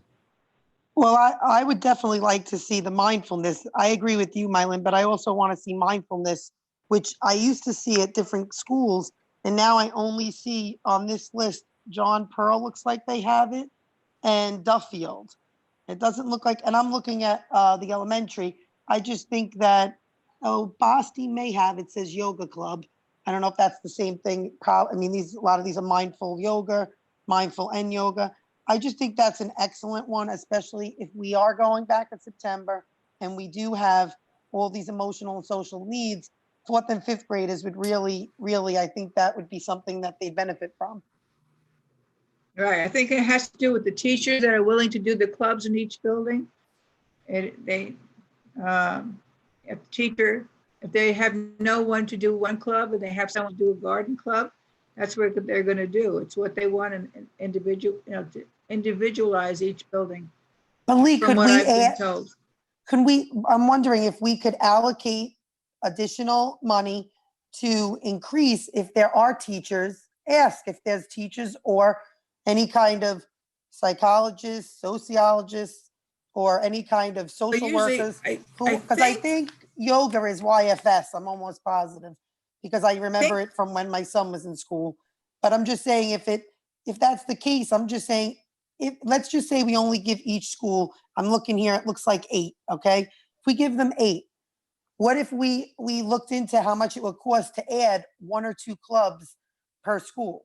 If that's the case, it's something to look into if it's beneficial and if kids want to do it. I just want to know, like, as long as it's equal equity across the district, if there's kids who want to do sports club, but their school doesn't have sports club, but they hear about the elementary school that's a couple miles down the road that has sports club. Is Right, there a way to accommodate? But you need a teacher in that building to want to be doing that. That's the difference. That's the only difference. Well, that's what I'm asking. Hold on one second. Okay, I think what Jackie's asking, and maybe I can speed this up, and Jackie, you can correct me if I'm wrong. I think what you're saying is, if there's not a teacher in that school and it is an after-school club, is there a YFS worker or someone else that we can ask to do that? And maybe from another school to come over to that school, on another day and do it. Am I correct, Jackie? Yes, it was really more of just asking. Equity. Ask about it across Right. district. There may be, I'm just saying, there may be teachers that want to do clubs, or there may be other people in the building who want to do clubs, but it's not allocated for, because let's say you only get 8. If that's the case, I'm just saying, if Dean were to survey and ask them, would anybody be interested in adding a club? And if there were children in that school that would actually be willing to or wanting to do it. I just know from some parents that some of these clubs fill up very fast and kids get shut out. I know some schools have been doing a great job with making, if it's a 4-week club, they make it a 2-week club, and they're able to make 2 different sessions, which is a nice thing. But it is nice to include as many students as possible. Agreed. So we have to Yeah. really, basically, we have to say we want to spend X amount of dollars for an additional club in each building. And Or that's how have, you, right, have a set amount across the district for each school, an equitable there amount. is now a set amount, but you want to add another one, so we'd have to approve X amount of dollars for another club to be added to each of the elementary schools. Well, Well, first we have Lee, to I work want out, to, okay. first we have to work out all the clubs so that it's equitable. I think that's what Jackie's saying. She wants, if there's yoga in just those two schools, can we get it in another school? So that all of them have the same access to the same kind of clubs. Is that correct, just- Jackie? Yes, I just wanted to see, Right, no, what I I'm know you saying to do. you is, how do you know what those 4th and 5th graders, because I'm going by elementary, okay? Because I understand with the middle schools, a lot of these clubs, some of these kids don't do sports. So maybe like in middle school, maybe art club is something that a lot of children want to do. I don't know, I'm just using it as an example, but if they do, wouldn't it be nice to be able to include it if the other school, if OBMS doesn't have it, which I believe they both have. But I'm saying, I'm using the elementary because that's where I saw so much of a difference in the different clubs.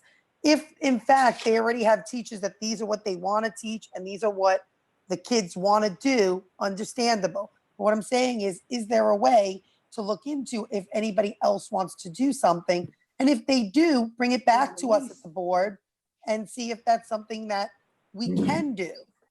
One other concern that Mark had, Dean, that maybe you could look into is, and I don't know, he can explain to you off, off camera because this is personnel.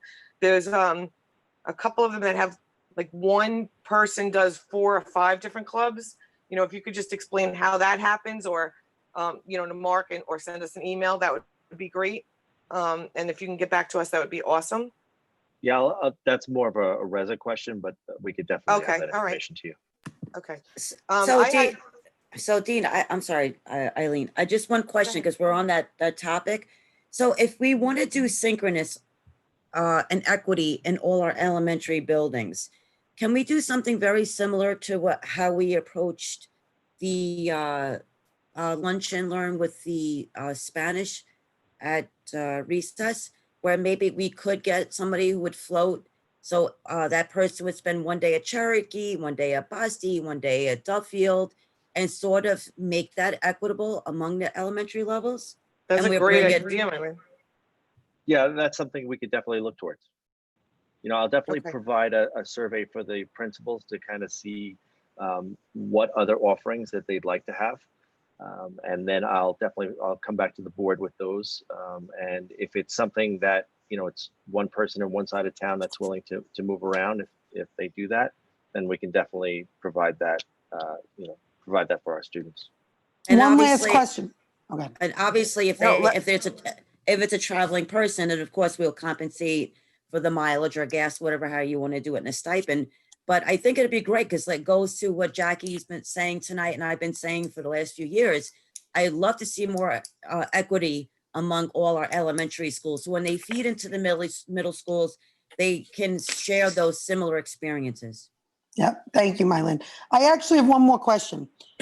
Do you, Dean, when you guys do these clubs, I mean, not to harp on clubs, it's just that since we're here, do you guys take into account that there are different numbers? Like, for instance, not to use, but again, to use John Pearl versus, let's say, Sycamore and Cherokee? Like the smaller Idle Hour and John Pearl versus Cherokee and Sycamore. So do the bigger schools get more children that are able to do them? Do they get more funding because of the amount of children in the school? When I say equal equity, that's what I also mean is their funding more because they're going to have more children, or we would like to see more children included? So I think historically, we have, from a budget standpoint, maintained eight clubs at the elementary level per building, no matter what the size is. We could definitely go back and look to see if that's another area where we could add based upon student enrollment, and see if that's something, we could always present to the board as well. I think that was my biggest question, because if you have, I'm just using it, if you have 400 or 500 kids in a school, you have 200, and you only have 20 slots, let's say for, I'm just using this for like sports club, and one school gets their 20 kids in, it's 20 kids out of that many fourth and fifth graders. When other schools, 20 kids out of fourth and fifth graders, maybe over 200 kids, or could be 200 kids. So that's a much smaller percentage of kids that actually get into that. So I would personally rather do the funding in a way where, if we could, in a way where it is equal equity across the district, but it doesn't necessarily mean it's the same amount of money going to each school. It's the same amount depending on the enrollment, especially since these clubs are for fourth and fifth graders, so that we can get more children involved and more children get If to you be give me picked for my them. headphone. Perfect. I'll speak with Mr. Kalifar and we'll sit down together to see if we can come up with a proposal for the board. Thank you so much. Appreciate it. Okay, So wait, I'm sorry. I know. So Dean, one other question. I know some of the schools have the drama club. I think it's only at Duffield. I mean, it would be great to see it at Slocum, Cherokee. I know a few years ago at Boston, we used to have the school play at the end of the year. Unfortunately, there's nobody doing it now because there was never a stipend for it in the past. But the parents and the children really enjoy it. I think it's a great thing to add. So again, that's not something that's equitable in all our elementary buildings. We'll look at that as well.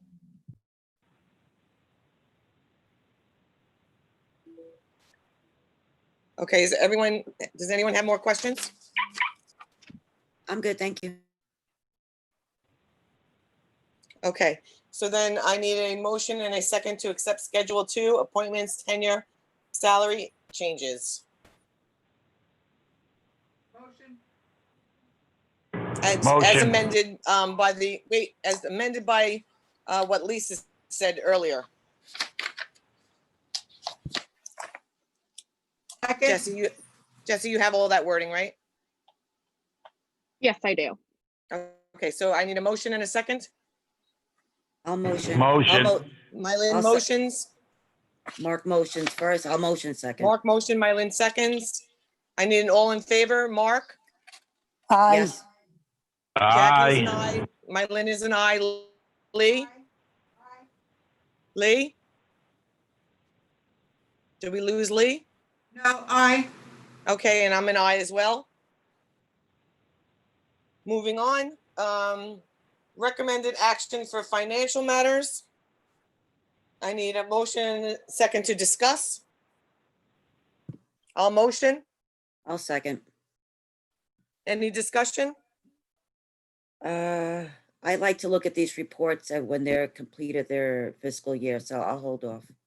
Okay, I'm gonna say this too. I have a few questions, but I would rather, for time's sake, because it's already 10 o'clock, I would rather email them to you, Linda, and put them online, if that's okay. Absolutely. Okay, and I'm gonna do that as well for the consent agenda unless there's something that has to be asked. So, does anyone else have any discussion on the financial matters? I'm gonna say that's a no, so I need a motion and a okay, a motion and a second to approve the financial matters Motion, as presented. Who Motion. motioned? Mylan, Second. Mark second. All in favor? Mark, please. Aye. Aye. Aye. Jackie, aye. Mylin, and then Aye. I need Lee and myself as an aye. Lee? Aye. Okay, just wait till I call your name so that we can all hear it. It's a lot easier. All right, the next one is the consent agenda. I need a motion and a second to accept for discussion on consent agenda items 2 through 29. 29. Motion, I'll second. Any discussion? the only question I have is the New York State Employment Health Insurance. There was a transfer of $60,000, and according to the justification, it was a transfer budget to cover the increase in premium due to COVID-19. That's a pretty significant number. I understand it's already an overall big number, but $60,000, that's pretty significant, and I guess there's no way around that. You're right, Mylan. It's significant, but unfortunately, with everything else going on in the world, it's unavoidable. That's what I thought. Just wanted to bring attention to it. Okay, I have a bunch of questions, but nothing that is really crazy that I can't ask again, like I just said to you, Linda, about the financial questions. These are all questions that could be answered online. So if I can send them into you tomorrow, that would be awesome. Sure, And we can put them online for the public. I'll put them in the library like we started. Yeah, doing last. there's not anything crazy. Okay. Does anybody else have any questions? Lee, Jackie, or Mark? No, so Eileen, you're willing to approve it? You just had some questions. There's nothing to Yes, table. yes. None of the questions that I have would make me want to pull an item. So, and you just asked the other question that I had, so I'm okay with that as well. Great, thank you. I actually have a question. We tabled something last time. It's not on here. I don't see it. Well, then it's not on there. We're not approving anything. Are you talking about the teacher center, Jackie? Yeah. It's not, that would be, yeah, that's not on there. Okay. Because that was actually passed. Oh, that's right. It was. We tabled it and then went back and It was pulled for a second vote and it went through on the second vote. That's right. Okay, then I have to send Linda, I have to send you some questions on that. Sure. I thought it was tabled. It was No, tabled and then the table it failed. went back. The table was failed. It was tabled pulled 2 for a weeks. separate vote. Right, the 2 weeks ago, there's 2 meetings ago, then at the last meeting, it was brought back and I think I voted separately from you guys, actually. It was voted. Tabled. It was pulled for a separate vote and then it was voted on to be tabled and that failed and then the vote went through. No, but that's I right. thought, wait, It's in your minutes.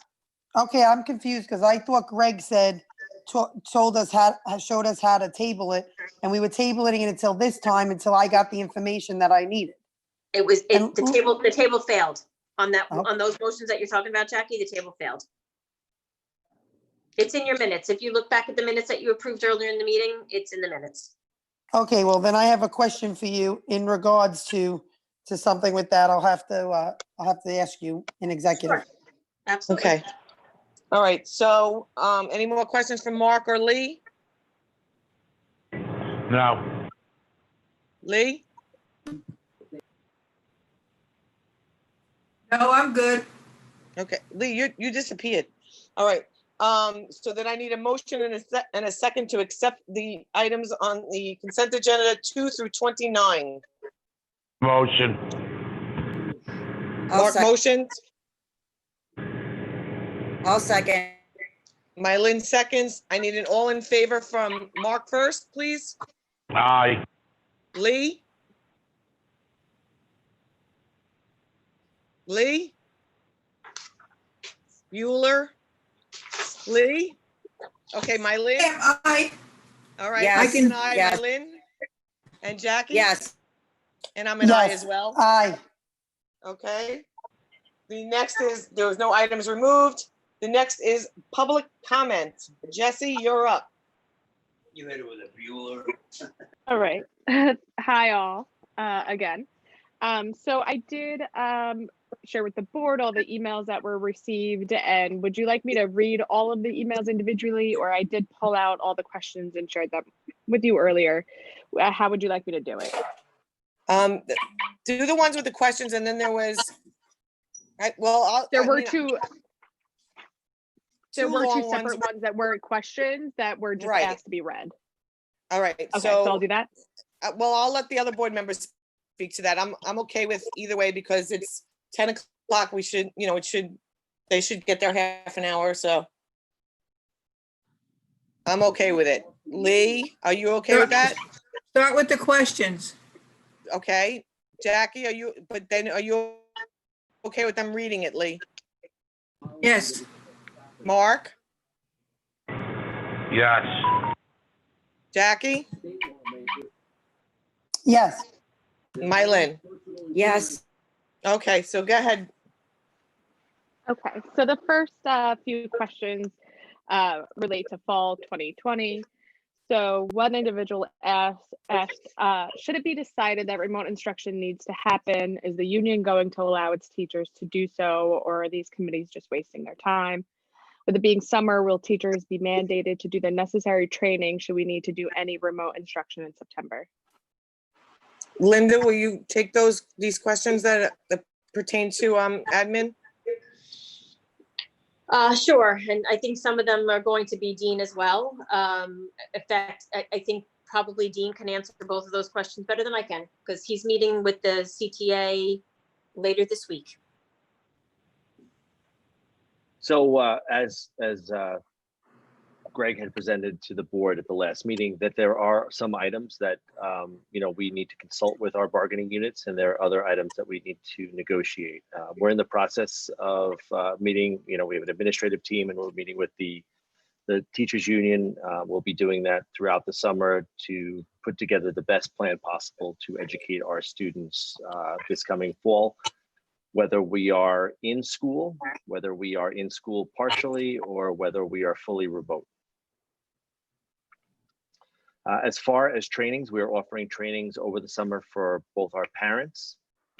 We have a video learning series for all of our parents that will take place in July, and then we will have live sessions in August that follow up. For our staff, we have professional development going on throughout the summer, and we have someone available, 3 days a week for our professional staff to, if they choose to work, to start planning for September.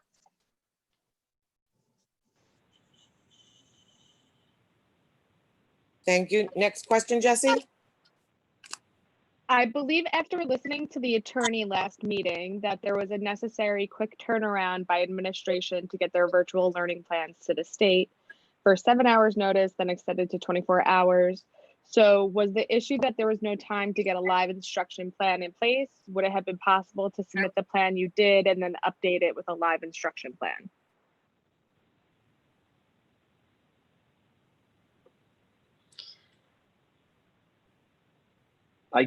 Sorry, Dr. Adams, I can't speak to that one.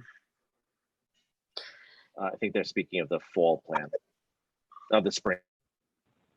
So The spring plan. there was a discussion with the administrative staff and the CTA to get our emergency plan in place. And then after the emergency plan was in place, there was no further discussion in changing that plan. It was more of a deepening and giving our teachers professional development, which was online virtually through different daily lessons that they could be part of. There was never a coming back to the table to change that. And I think as we go forward, I think the spring was a great learning opportunity for all of us.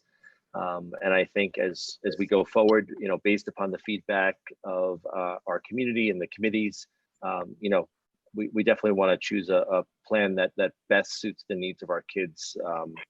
If we happen to have to, partake in remote learning again. Next question, Jesse. With regard to the memo from the attorney, 15-page memo he mentioned, wouldn't it have been helpful to share that with the committees so they would know what happened? They would know what need to be bargained and what would not. That's the 15-page memo that Mr. Guercio had mentioned at the meeting on June 29th.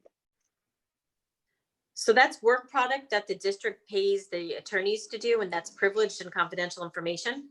So we are not really entitled to share that with the community at large. If I'm incorrect in that, Lisa, please jump in. Yes, there would have to be a determination by the board to share that privileged information. So it would have to be by a majority vote of the board that the attorney-client privileged information be shared. So there's no authority for the superintendent to share that information without board approval. And once that information is shared, you lose the privilege. So it's a significant decision. Okay, so we can move on to the next question. Did I hear correctly on the Board of Ed meeting that you had been given guidelines by the state for September? So that's a big no. We have not been given any guidelines, not by the governor nor by the state education department. Also, there's a rumor going around that we have to have a plan in place by by July 15th. We have never been given that as a date from either the federal government, either the governor or the state education department. There is a meeting of this SED, the state education department, where they're going to look at what their committees have put together for reimagining education. And I believe that deadline is actually the 13th.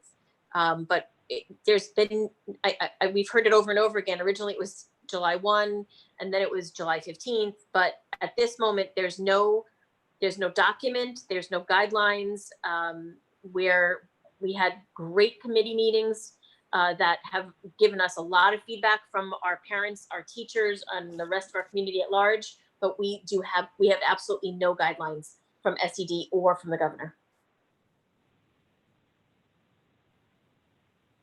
Okay, next question. I know everything is at the mercy of the state at this point, but when should parents expect to hear more about what the return to school committees advise and what potential plans are? And most importantly, will there be video instruction in the fall, whether it is live or pre-recorded? So we are meeting with all the committee chairs and co-chairs tomorrow as an administrative team. They are going to present out to myself and cabinet what came through the committees. I will put that all together and present it on in an email to the community as to what the committee's findings were. And from there, we will modify that into whatever guidance we get from the state education department and or the governor. There was a second part to that question. Will there be video? I'm going to wait to hear what the committees presented. My guess is that one of the biggest, since it's been brought up by many of our parents, one of the biggest complaints was that there was a significant dearth of videos and or live synchronous education that occurred in the spring. So I'm going to assume that both of our curriculum committees are likely to advise that we should have some kind of live instruction and or some kind of video instruction. But I wouldn't know that until we get those presentations.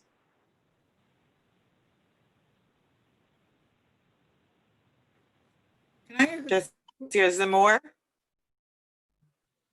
Jesse? Yes, More questions? Okay. Yeah, there's a few more.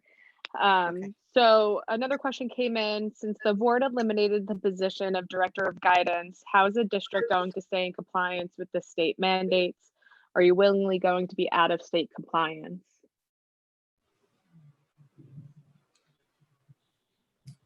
Linda, you'll take that one?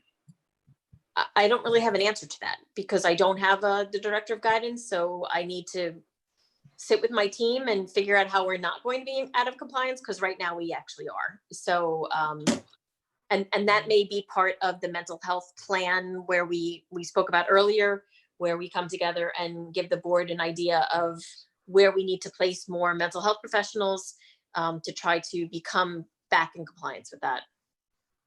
So Linda, just to confirm for the public, it's not the position that is mandated, it's the duties.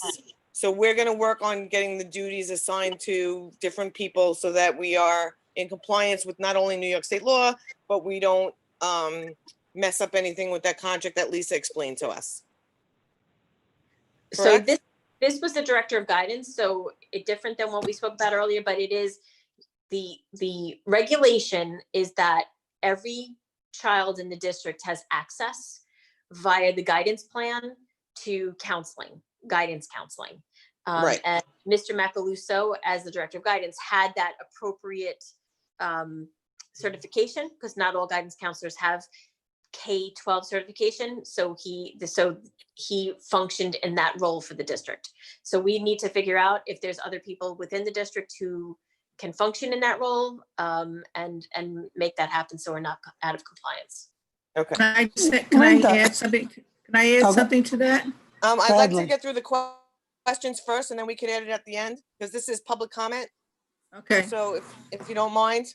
I don't mind. I just thought you asked a question, so I thought I could.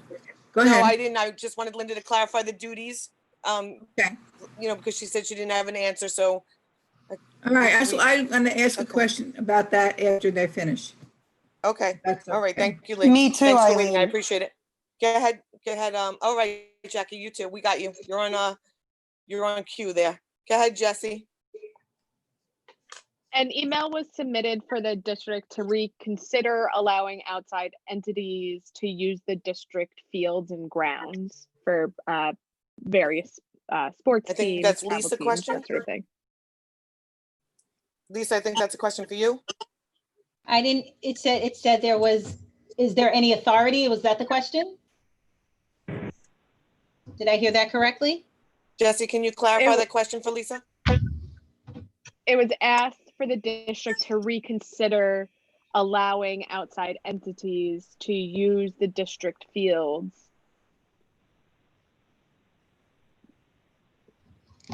The email, it's my understanding from the email that was sent that there was a permit for an outside organization to have use of the district fields during summer days. The district has since pulled those permits and is not allowing that. So the person's requesting that they reconsider that. Doesn't that have to do with the culvert, the pandemic? That So we're there not- is, I don't know if you want me to address this just as general information. The board does have authority to authorize use and it has authority not to authorize use.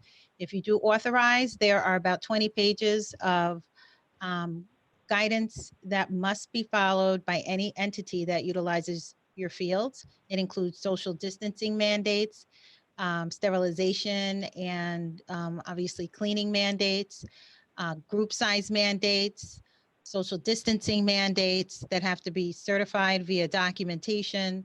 So there's quite a bit of oversight that must be mandated by the district for any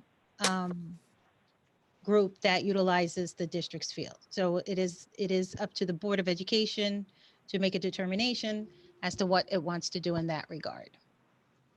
Lisa, wait, can I ask Lisa? Jackie, no, hold your question till after the Okay. public is done. Thank you, Lisa. You're welcome. Yeah, so Jackie, you have two questions, Lee has one, I got you. I have two Go ahead, also. Jesse. Okay, thanks, Lee. Go ahead, Jesse. So along the same lines, another email was sent. I would like to know why the high school grounds are not open for our tax-paying residents to be able to walk the track and get some exercise. So I think that was already answered, Lisa, unless you have anything else to add.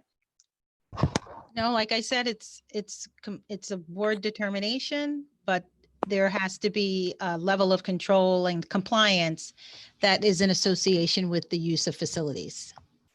Okay. Next question, Jesse.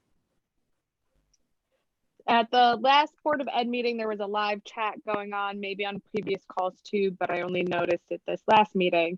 Maybe someone could be assigned to capture real-time questions to be answered by the board during the meeting, since we aren't there in person to be able to speak about something that is said. So I'm going to take that really fast. That is something that I was thinking about. And I guess, Jesse, I'm going to task you to talk to tech about that to see if there's a way to do that. And then we can get back to that person. Okay, I can do that. Didn't you look into that already or no? Jesse? I don't think they looked into that. I think it was just the video thing.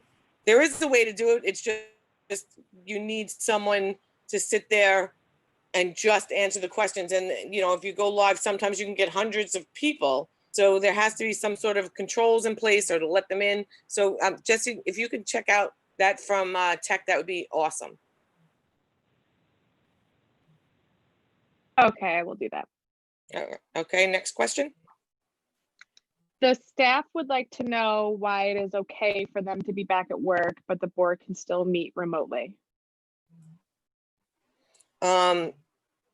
I can answer for myself, but Lisa, there's also legal guidance. I mean, I know the governor just extended his executive order.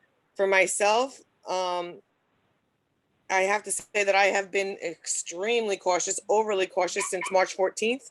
And I have people that I am around that have health issues. So I have to be extremely cautious. And unless I'm in there with the bleach myself, I'm just not going to take that chance as an unpaid volunteer. I just don't think, I don't even think if I was paid $1 million, if it would be worth my loved one's health. So that's my answer. I don't know about my other board members.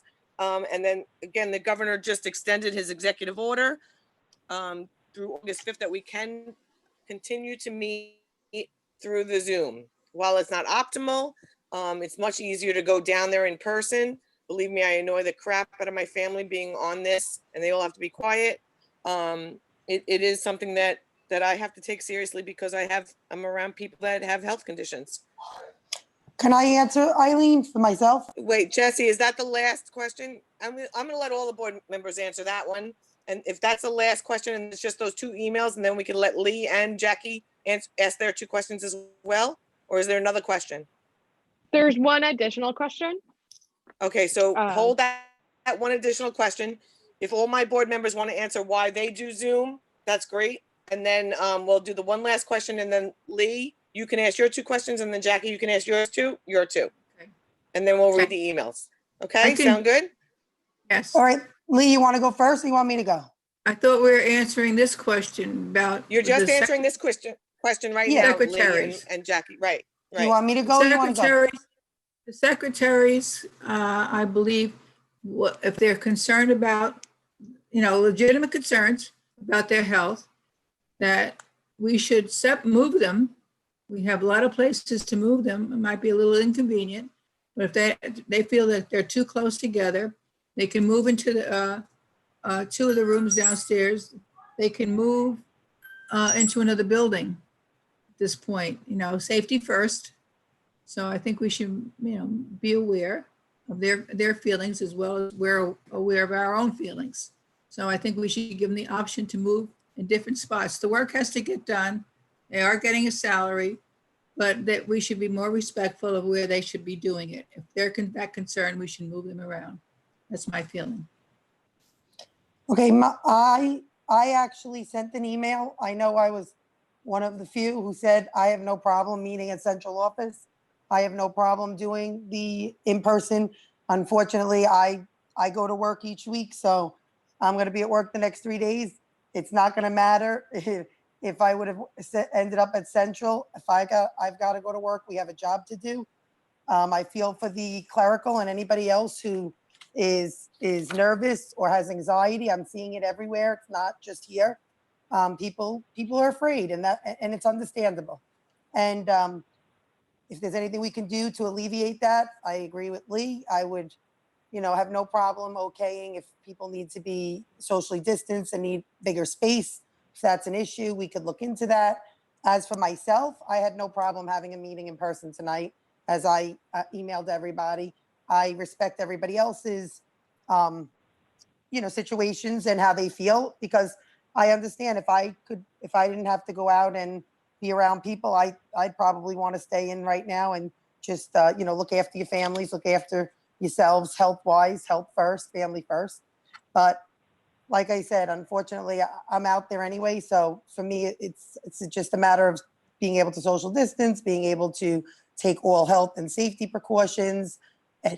And at some point, unfortunately, we're all going to have to go back to some sort of normalcy.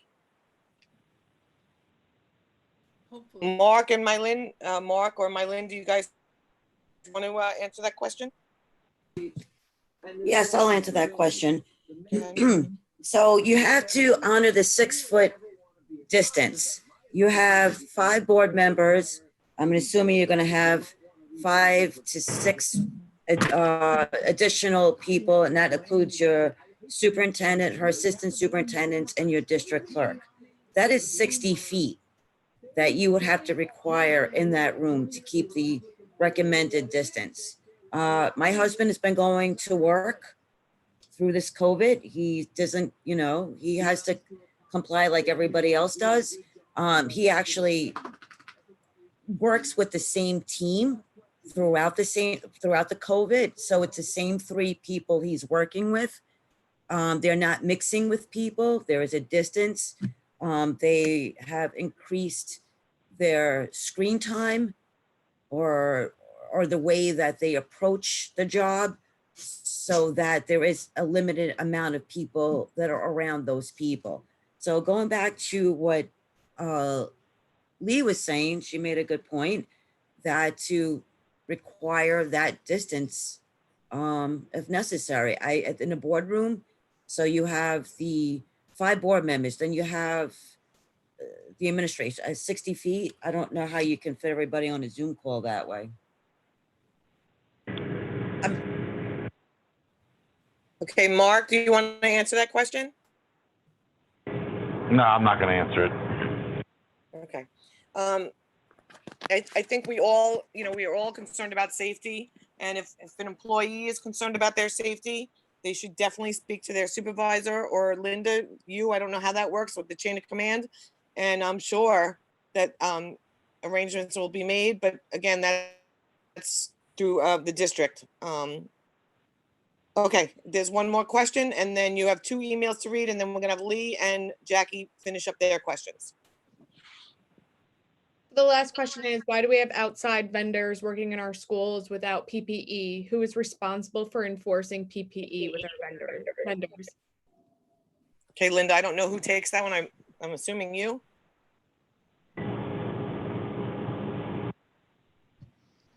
So really, anybody who's in the building should be able to say to anybody, because there's posted signs all over the place that they need to have their PPE on. The issue is if they're socially distanced, if I have a single contractor working in a hallway by himself doing work, there's no need really if they're socially distanced. If they're moving into an office or into a common space, they have to have their PPE on. And we have folks in the building who aren't shy to say to people, you need your mask. If it does become something that they refuse to put the mask on, then they should see their supervisor, they should see the principal of the building, they should see Mr. Velez as the head of custodians, they should go through the chain of command, but a phone call even, they can even talk to Mr. Kolahifar, and we will make sure that they're putting their PPE on. I can understand people being worried about it. I wear a one around my neck all the time. So when I walk out into the common space, I can pull it on, and when I'm behind my desk, I have it off. And that's really, we have to respect everybody in this environment. And if it's not happening, they just need to make a phone call, and we'll make sure that someone goes down and make sure that happens.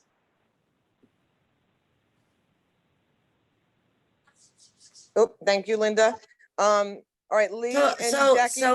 So Linda, let me just get back to that question. My husband can't wear a mask for his job. Lynn, I made Lee and Jackie wait. I got to make you. Oh, wait. I'm sorry. I was just going to what Lee. No, I know, but I made them wait for their question. So I'm gonna let them ask their questions. Then you can ask your question, and then we'll read the last 2 emails, and then we can adjourn. But before we do that, I just quickly want to say thank you, Lynn, for helping me out tonight, because I didn't know what I was doing, so I appreciate it. And thank you to all the board members for helping me out tonight when I got stuck. I appreciate all of you. Okay, so now Lee, you want to go up first because you're the senior member. You can ask your 2 questions. Okay, the first one will be about the guidance. You said, Dr. Adams, that you needed someone to oversee or to, what exactly did you say? Oversight of the guidance plan. Oversight of the guidance plan.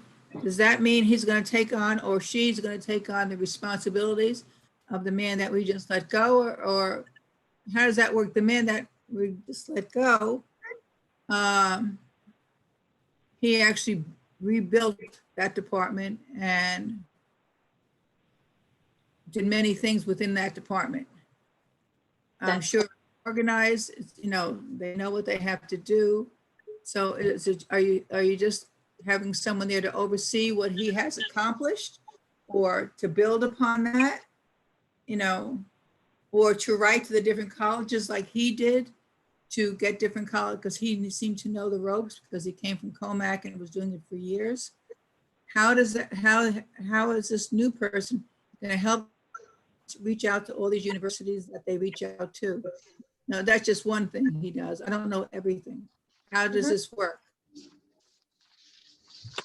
So we're going to really basically look to make sure that the state education mandate is met, because, you know, as the person who wrote in earlier, we are not compliant at this moment. So the first order of business is to make sure that we are compliant with the state mandate. And then after that, you know, the truth is, having a person do something versus having something be split up to 4 to 5 people, it's going to be done differently. And I'm not sure that you're going to get the level of service that you would have had with a full director in 4 or 5, adding pieces of that job to 4 or 5 different people. That's really, I would be, you know, very Pollyanna if I thought that what one person could accomplish, if I give that to 4 or 5 different people who already have full-time jobs, that it's going to be accomplished the same. I would be very Pollyanna if I thought that.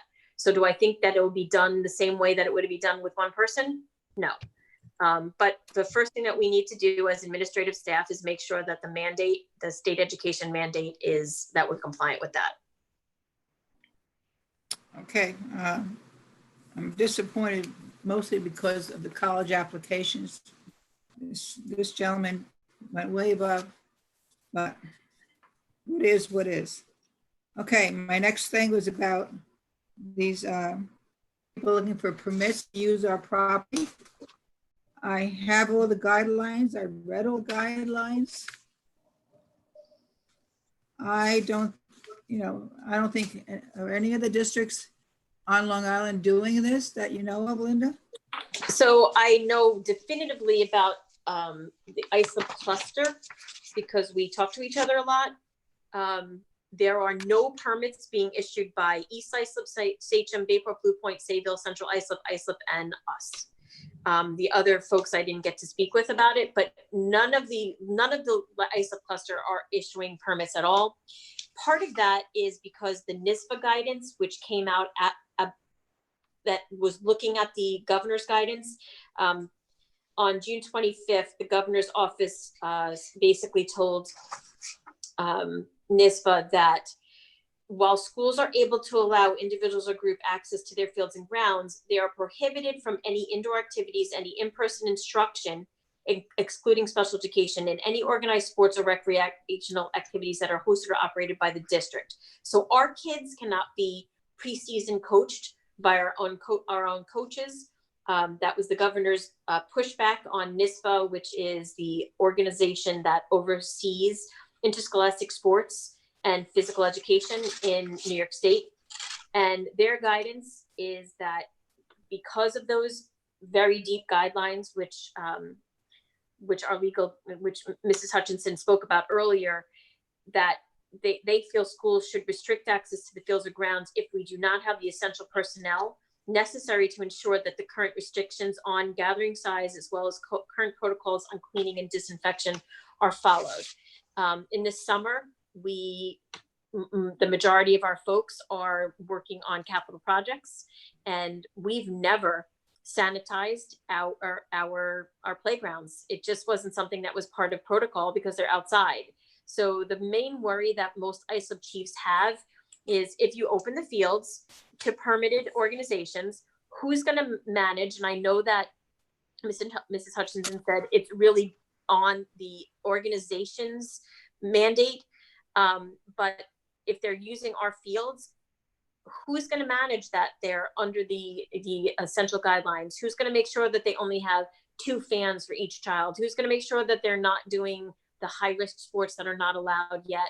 Who's going to make sure of those things? And who's also going to make sure that the playgrounds are sanitized, because the second you bring families onto a playground, to watch, let's say, a lacrosse game or a baseball game or a soccer game, our younger kids who are not playing are going to want to be on our beautiful new playgrounds, as I would, because a lot of them didn't get the chance to use them.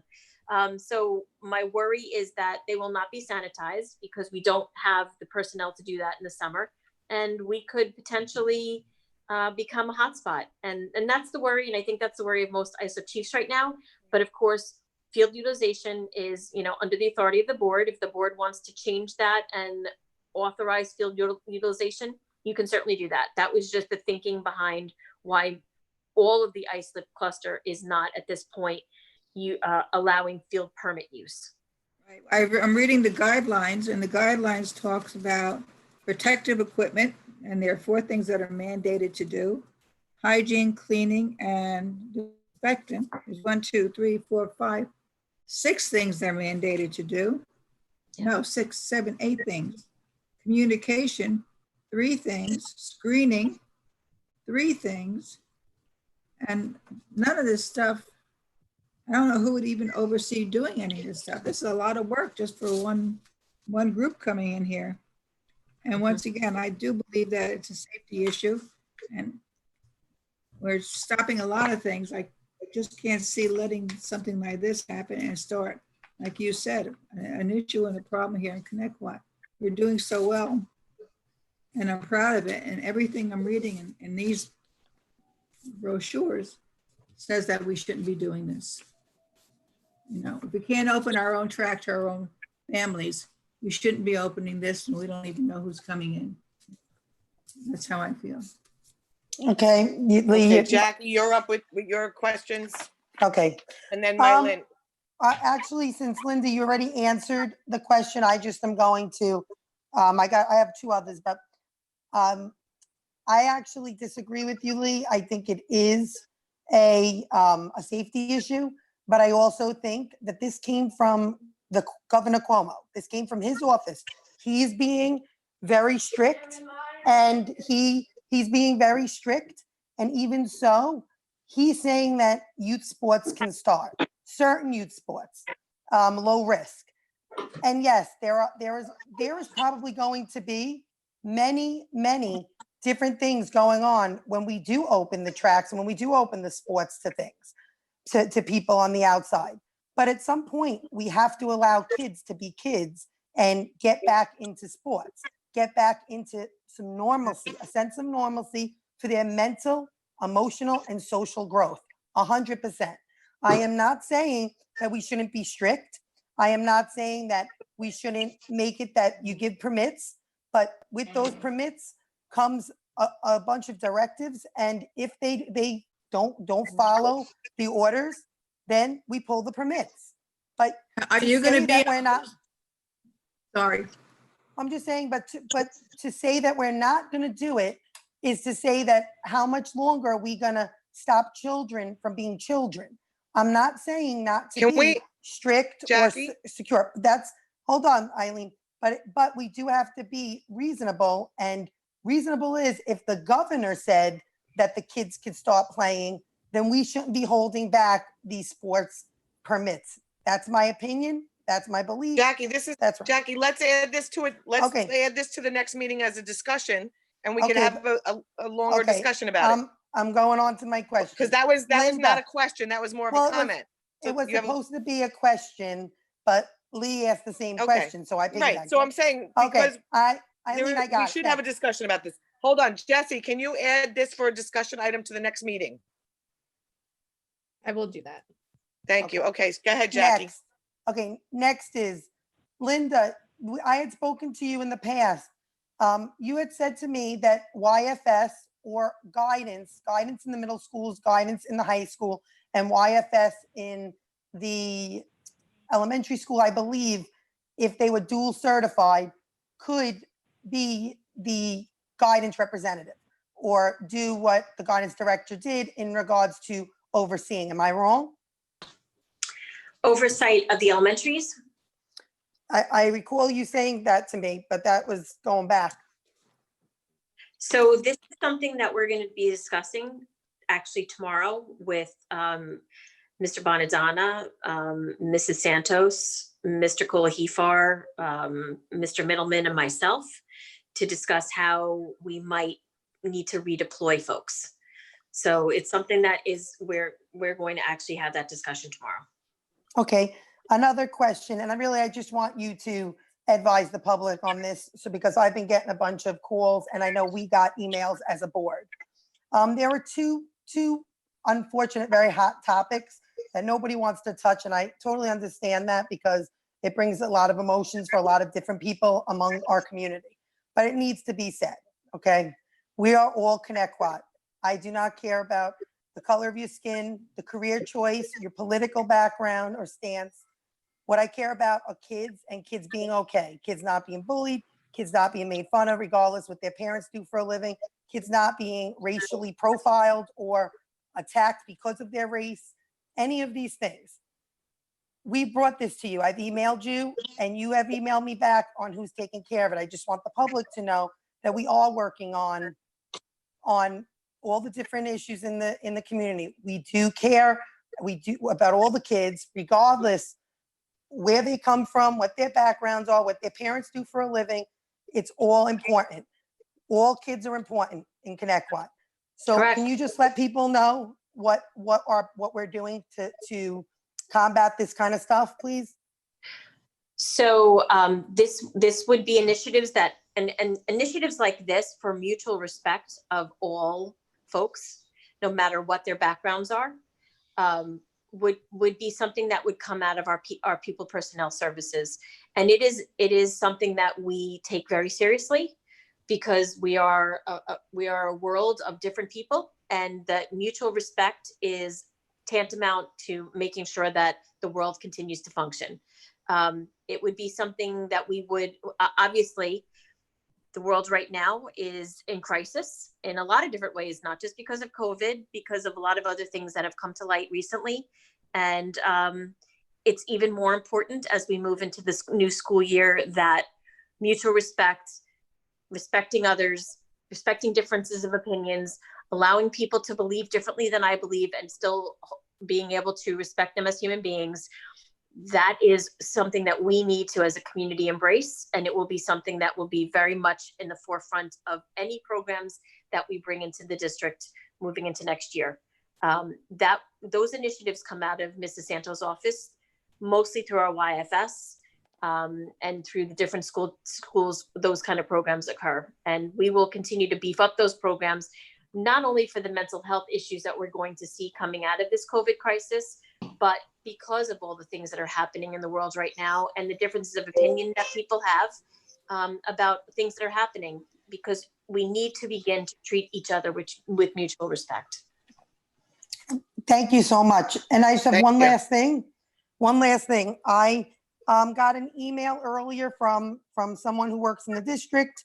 Pat Med just announced their reopening plan as long as they reopen. It's got a lot of staggered start times. All students need to return to school in some capacity, half days, AB, prioritizing contents, a lot of different things. Alternate days, kids not in school will have some opportunity for live instruction, and it goes on. Some of the things that they have, it's hard.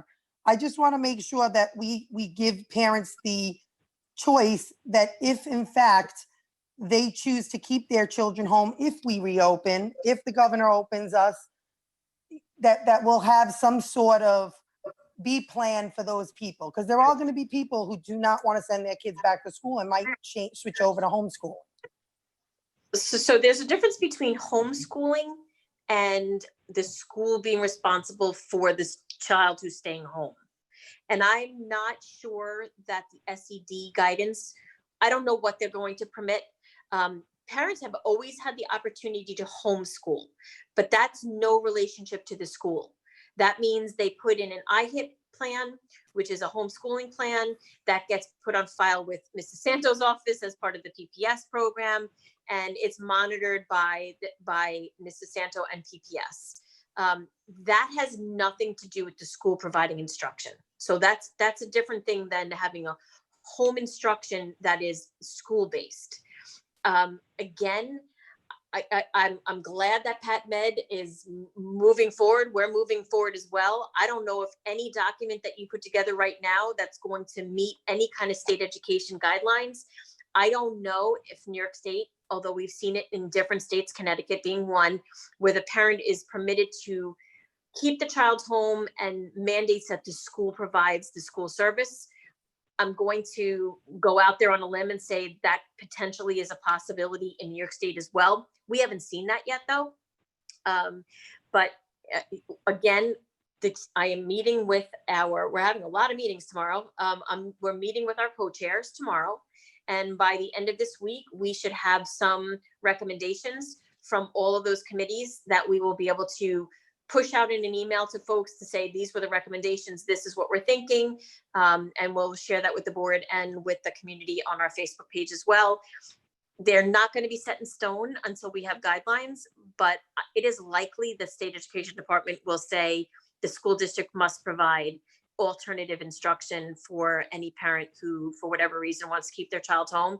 Right now, that's not in place in New York State. So there's a lot of SED guidelines that need to be in place that would actually be waivers of some of the things that we are mandated to do by regulation in order for us to have those kind of things in place. Thank you. I just wanted to let you know. Mylyn has the last question. Before Mylyn asks her last question, Jesse, I know there's 2 letters that were supposed to be read tonight at during the meeting. Typically, since we've been on Zoom, we haven't done that. We've let them ask a question.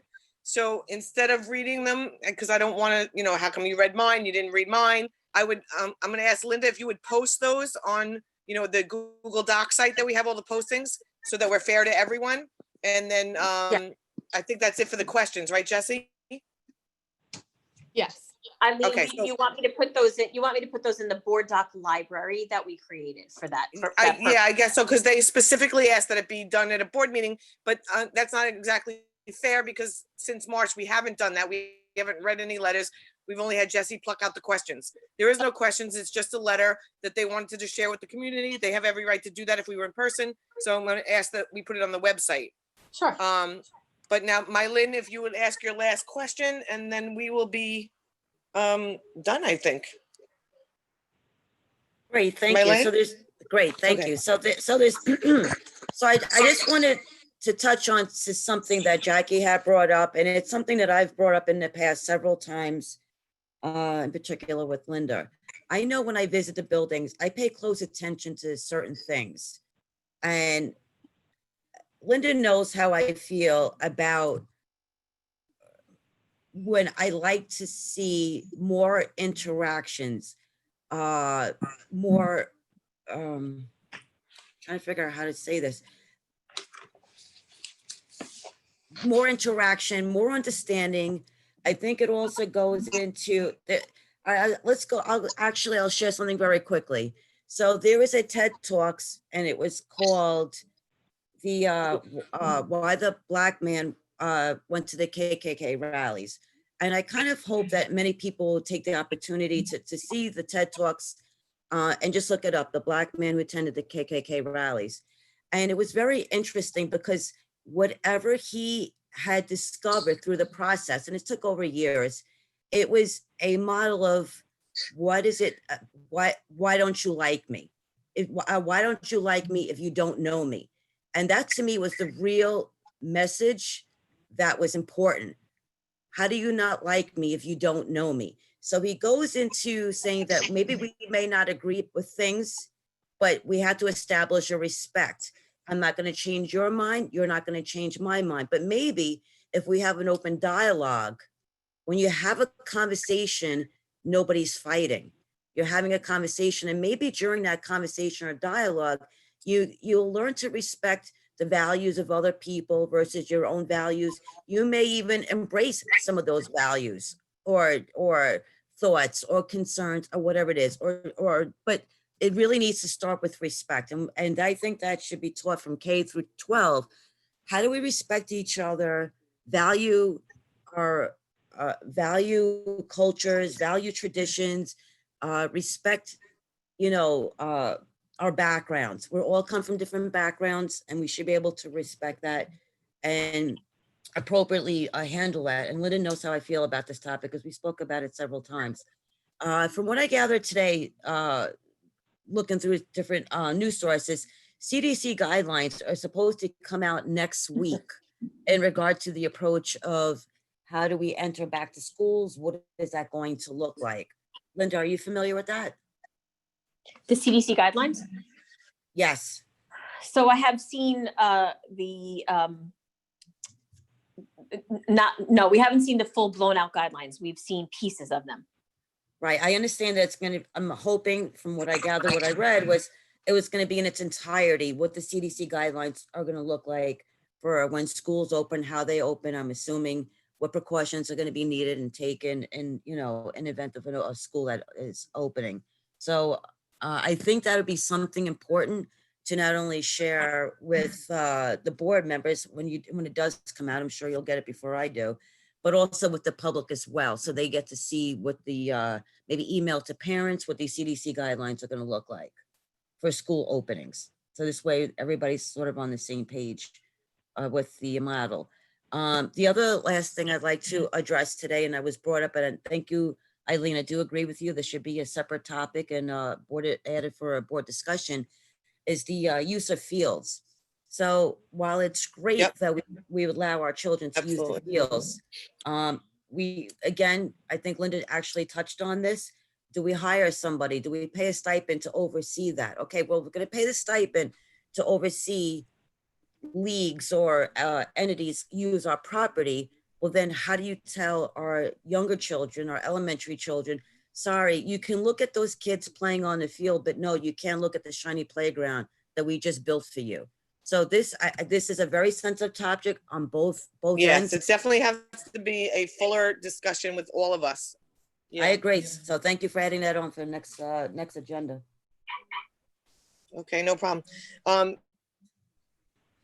So that's it then, I think, right? There's nothing else on the agenda? No more public comments, Jesse? No, that was all. Okay, so at this time, I'd like to make I'd like to ask for a motion to adjourn. I'll motion. Lee. Second for Lee and Mylin motions. All in favor, Mark? Aye. Aye. Jackie? Aye. Lee? Aye. And Mylin? Aye. And I'm an aye.